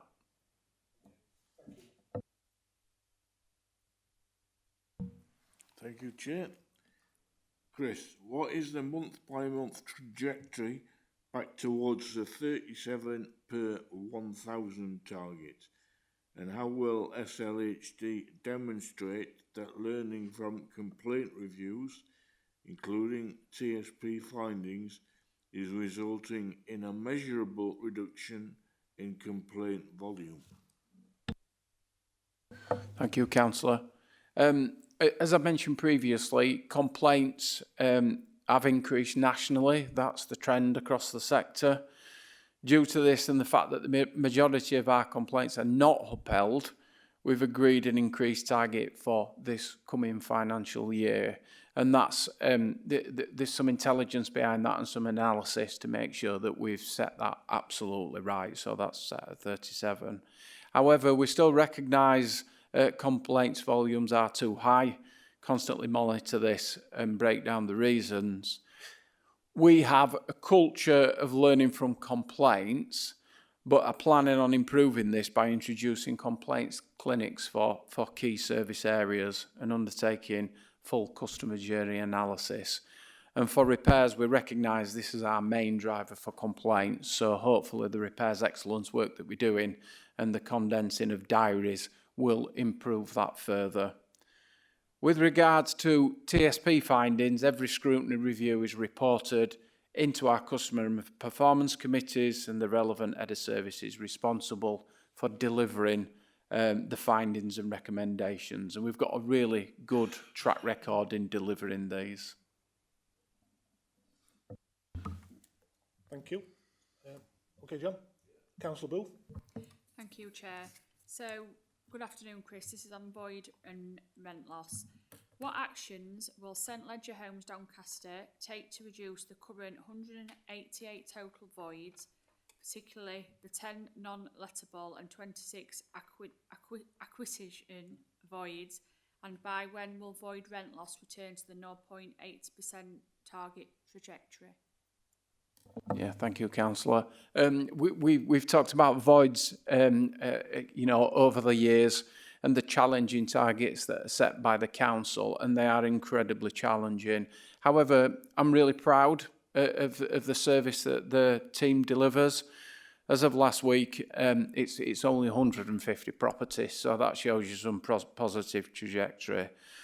We base our workforce on the average number of voids we expect to deal with in year. This figure is semi-predictable based on average numbers per year. What we can't predict is when the peak will occur. Previously, that used to be in the winter period. However, that's not as predictable as it used to be. The 10 non-lettable voids will not form part of the void rent loss as they're exempt under the rules. Core return. Also, the acquisitions will accrue rent loss once the work is completed and available, not while the work is ongoing. Again, this is in line with the sector rules that we follow. The target of 0.80 remains incredibly challenging, but the team are dedicated to work towards that. I think one thing that I would want to say, we compare ourselves against 350 other local authorities and housing providers through a benchmarking club. We are top quartile in both our indicators when compared to the sector, and we're a good deal inside of that quartile one as well. We do have an improvement programme that is working through on our voids excellence. That's to ensure that we are meeting all of the challenges that this council sets for us. Thank you. You mentioned workflow there, Chris, and that moves into the next question. How is SLHD adjusting its acquisitions and voids workflow to prevent periods where incoming stock overwhelms capacity, leading to increased rent loss despite improvements in relet times? Yeah, thank you, Councillor. Again, another really good question. So, as I mentioned, voids are not predictable, as there's no control over when they actually do come in. Acquisitions don't attract void rent loss, as I've mentioned previously, until they are actually completed. We've also become a little bit more selective about the properties that we are purchasing, so that we can reduce works required and turnaround times. We also have a select number of approved contractors for when workload exceeds our resource. However, there's a driver to acquire additional stock as demand for social housing increases. So I think the point on this is we have to create a balance on this. So driving towards the target, sometimes getting additional acquisitions in can be very, very difficult for the team, but there's support there for the team. And again, being more selective will enable that to happen. Thank you very much. Question 9, Councillor Jackson.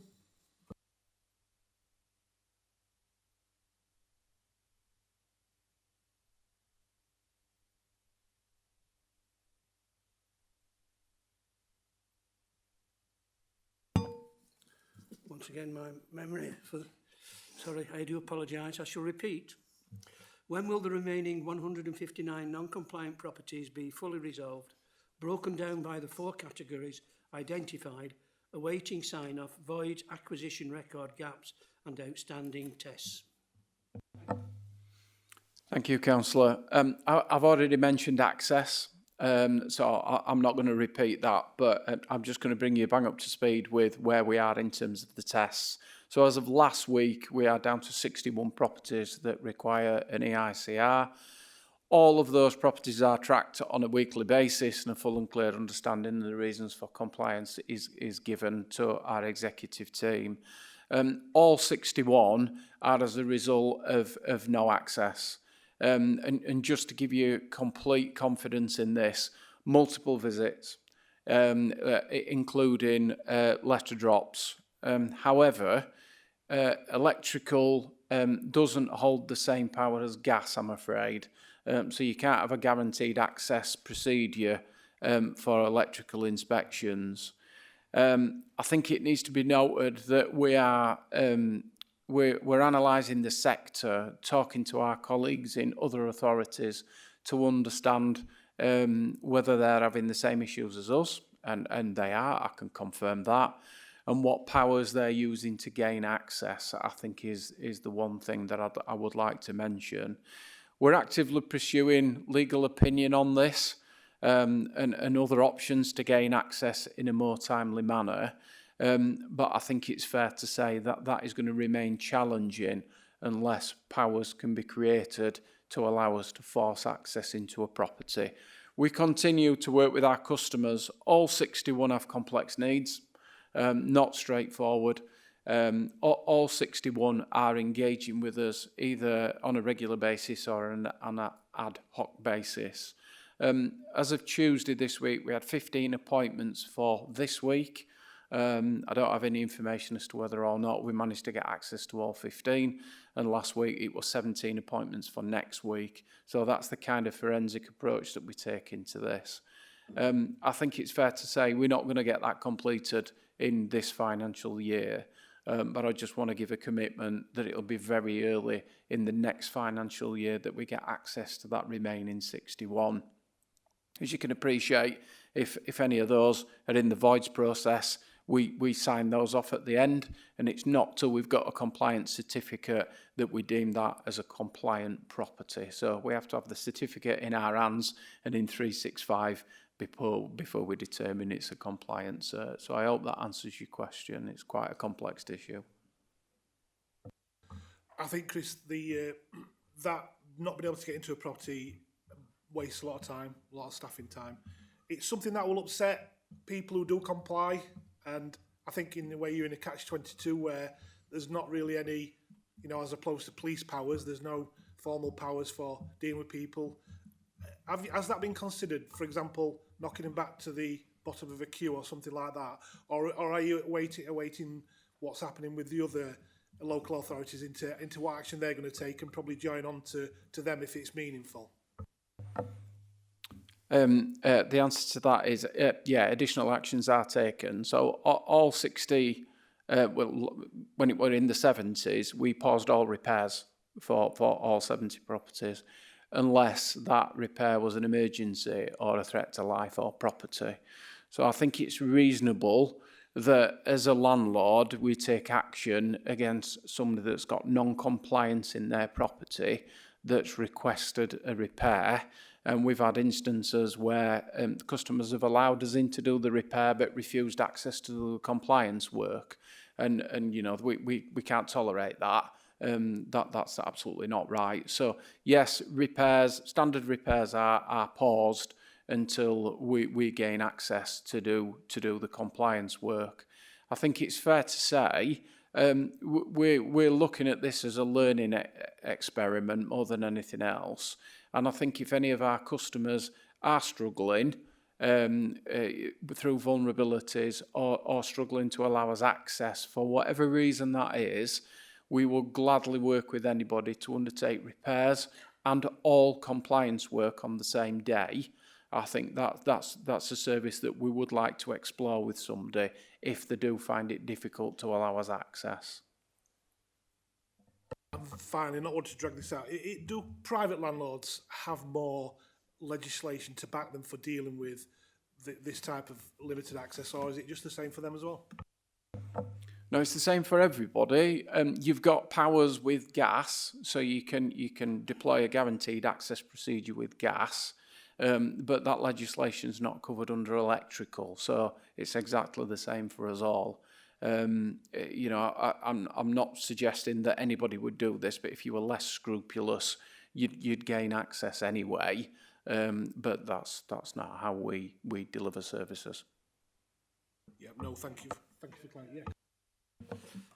I mean, I know it's a long shot, but could you not send some form of communication stating that the property has been reported for illegal use, like cannabis, and that access needs to be given to confirm that it is not being used as a cannabis farm, and that just might shake them up. Yeah, we'd have to have reasonable belief, councillor, that were actually taking place. I think the 61 that we're talking about have significant vulnerabilities. So these are not individuals that are just refusing us access for no reason. They've got legitimate reasons why they don't want us to be in their property. And we've got to be able to work with our customers to understand that, why that's the case, and offer appropriate support to be able to get that access early. I think next year's programme we will be in front of, so we'll have a little bit more time to enable us to do that. But I think through the range of visits that we already deploy, so we do the kit visits, the keeping in touch visits, more often than not, though we'll have had a gas service. But just for clarity, it's 30 minutes for a gas service, not 4 hours. And a gas service usually takes place where the boiler is, probably in the kitchen or outhouse, not in bedrooms and landings going into every corner of every property. So I think the best course of action is trying to work with our customers to try and get access in the first place. And what it does tend to uncover is vulnerabilities that we can offer support with. And then obviously signposts and the safeguarding issues included within that. So I think there's value in all of the 61 left to do, and I have no doubt within that there'll be interventions put in place, safeguarding and referrals being made. So basically social services could be involved? Well, definitely partner organisations would be involved, yes. But it's us being able to create a relationship with our customers. So in 5 years' time, when we come back to do the EICR, actually they're not concerned about that and they're prepared to do that. We'd have educated ourselves as well, and we'd be able to put notes in our system that says contact 6 months in advance, so we're able to offer additional support, whether that's property condition or lifestyle.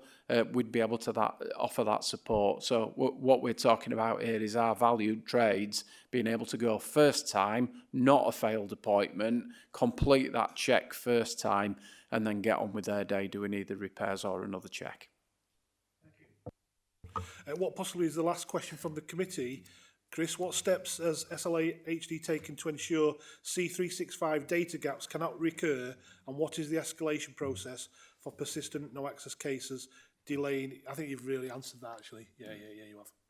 Yeah. Are you happy that with nothing more to cover from that? I think there's just one thing to say on C365. We are very fortunate to have that system. and the council supported us in that financially to be able to get that. It's one of the best systems on the market, and it's our single version of the truth.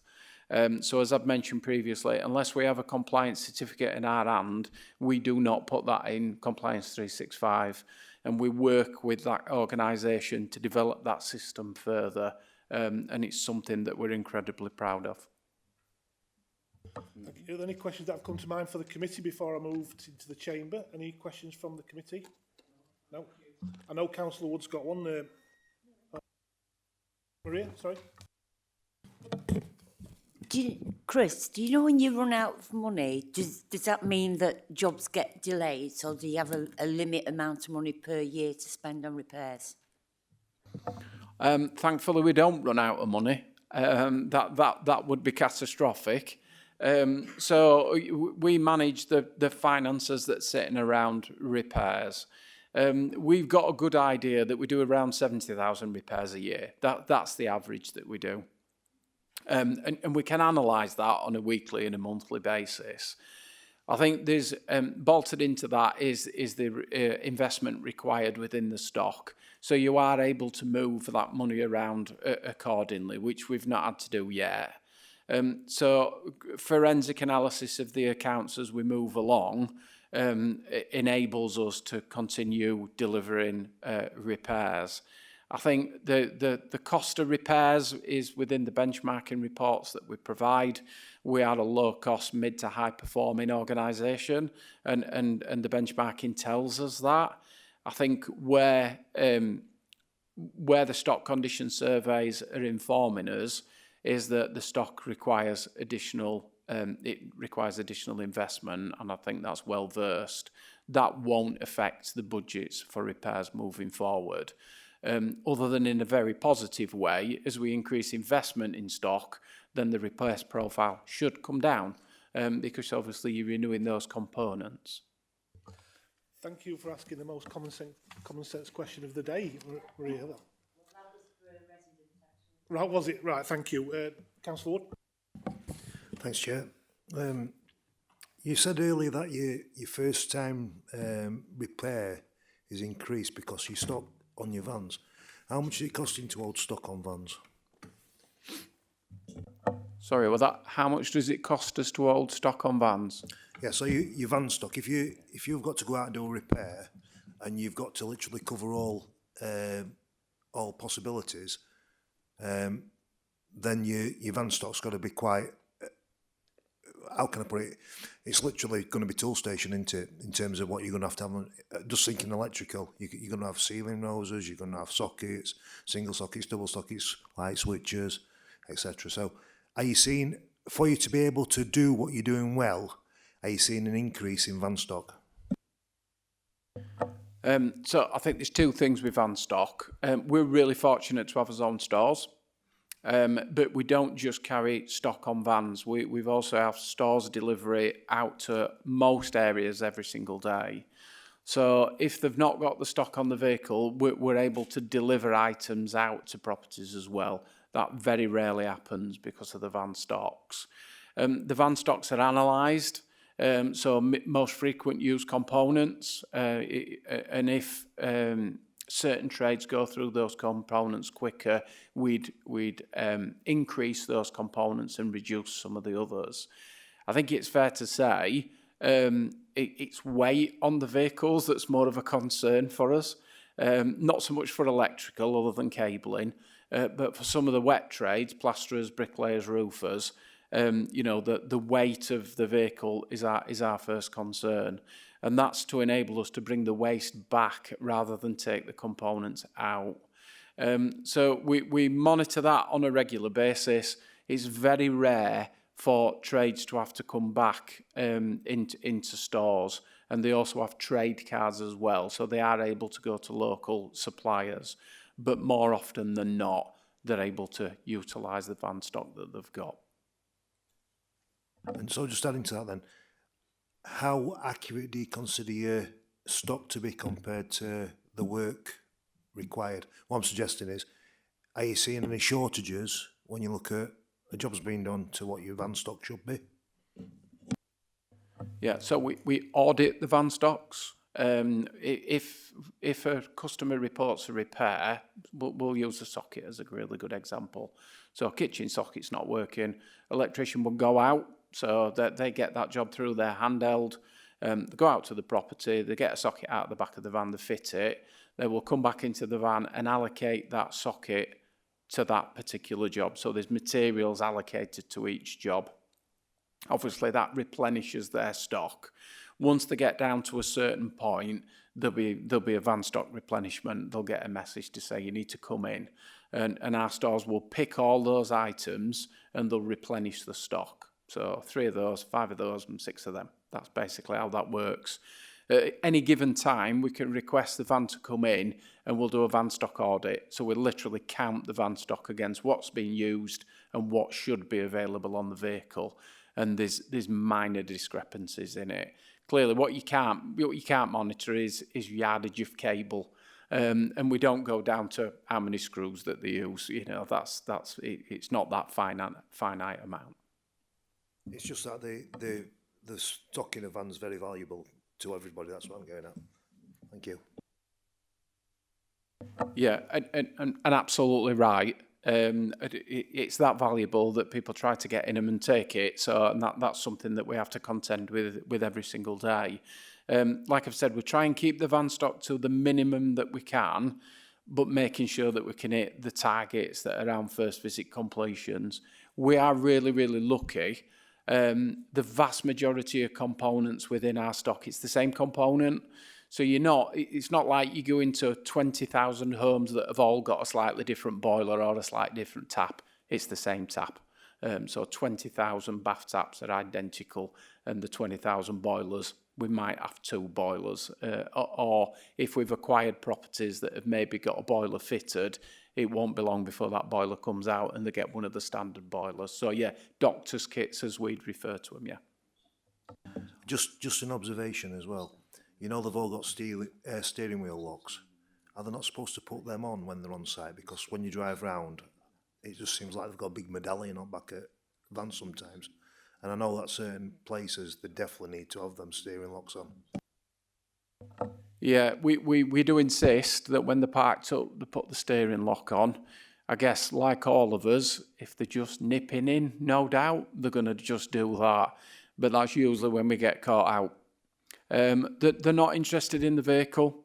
They're interested in the stock in the back of the vehicle. It's very rare for us to have a van stolen, but it's not uncommon for us to have vans broken into and power tools stolen. That seems to be the favourite thing, taking the power tools out of the back of the vans. Final question before we move on to recommendations. My colleague here. Yeah, thanks, Chris. Going back to your vans and stock inside them, does your staff take the vans home? Because obviously they're a target then. Would they be not better centralised in a car park, what is secured, and your staff bring in the cars to pick the vans up? Because I'm not saying your staff don't use, they'll have fuel cards and things like that they can put in, but do we know if they're actually, when they're running the vans around for work, or if they're taking them home, are they running around for leisure? Because again, they're getting the fuel paid. I think it'd be better for security anyway to centralise your vans and your equipment. It's a lot safer, and we know, like I say, are they running about in them? Because they're getting the fuel paid in those vans. So I'll address the safety issue first, if that's okay. We have vans broken into in our depot, and we've got limited parking for vehicles, as you can appreciate. We've got a significant fleet. So I think the propensity for break-ins is more at the depot than on people's drives. I think that's the first thing. The vast majority of the repairs team work from home, so they take their first job while they're eating the cornflakes on a morning. So rather than driving into a central depot, which is, as you know, is on Ogden Road, Doncaster is a place of places.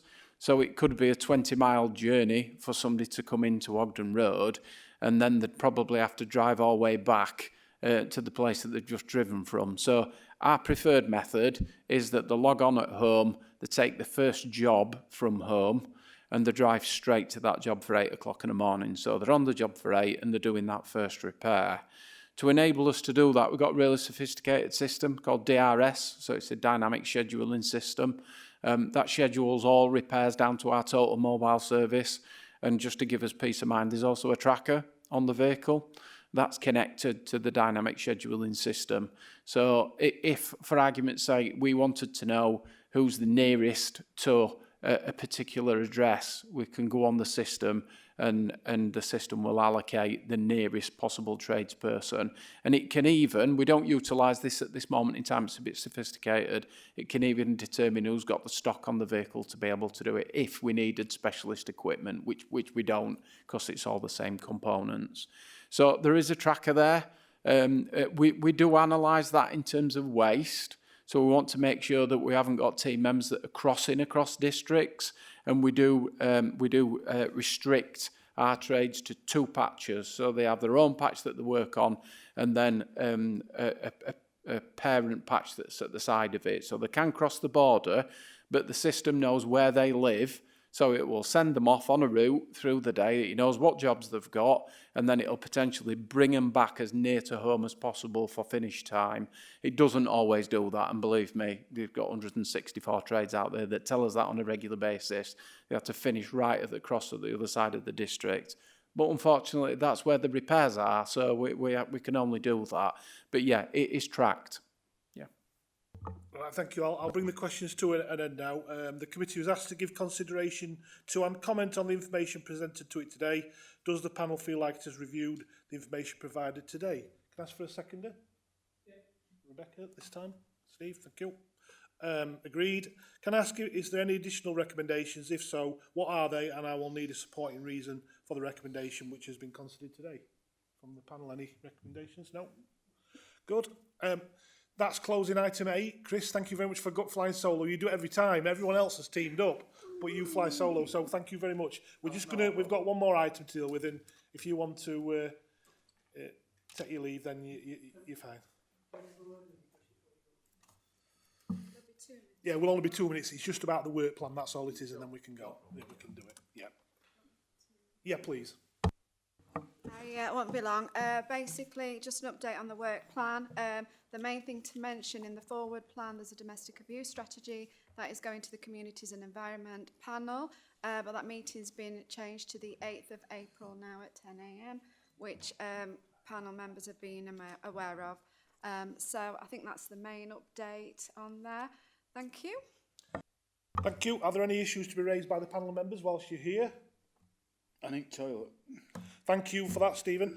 The work plan and forward plan of key decisions is noted. I will close the meeting. Can we just wait till the recording stop, please, before you start picking noses?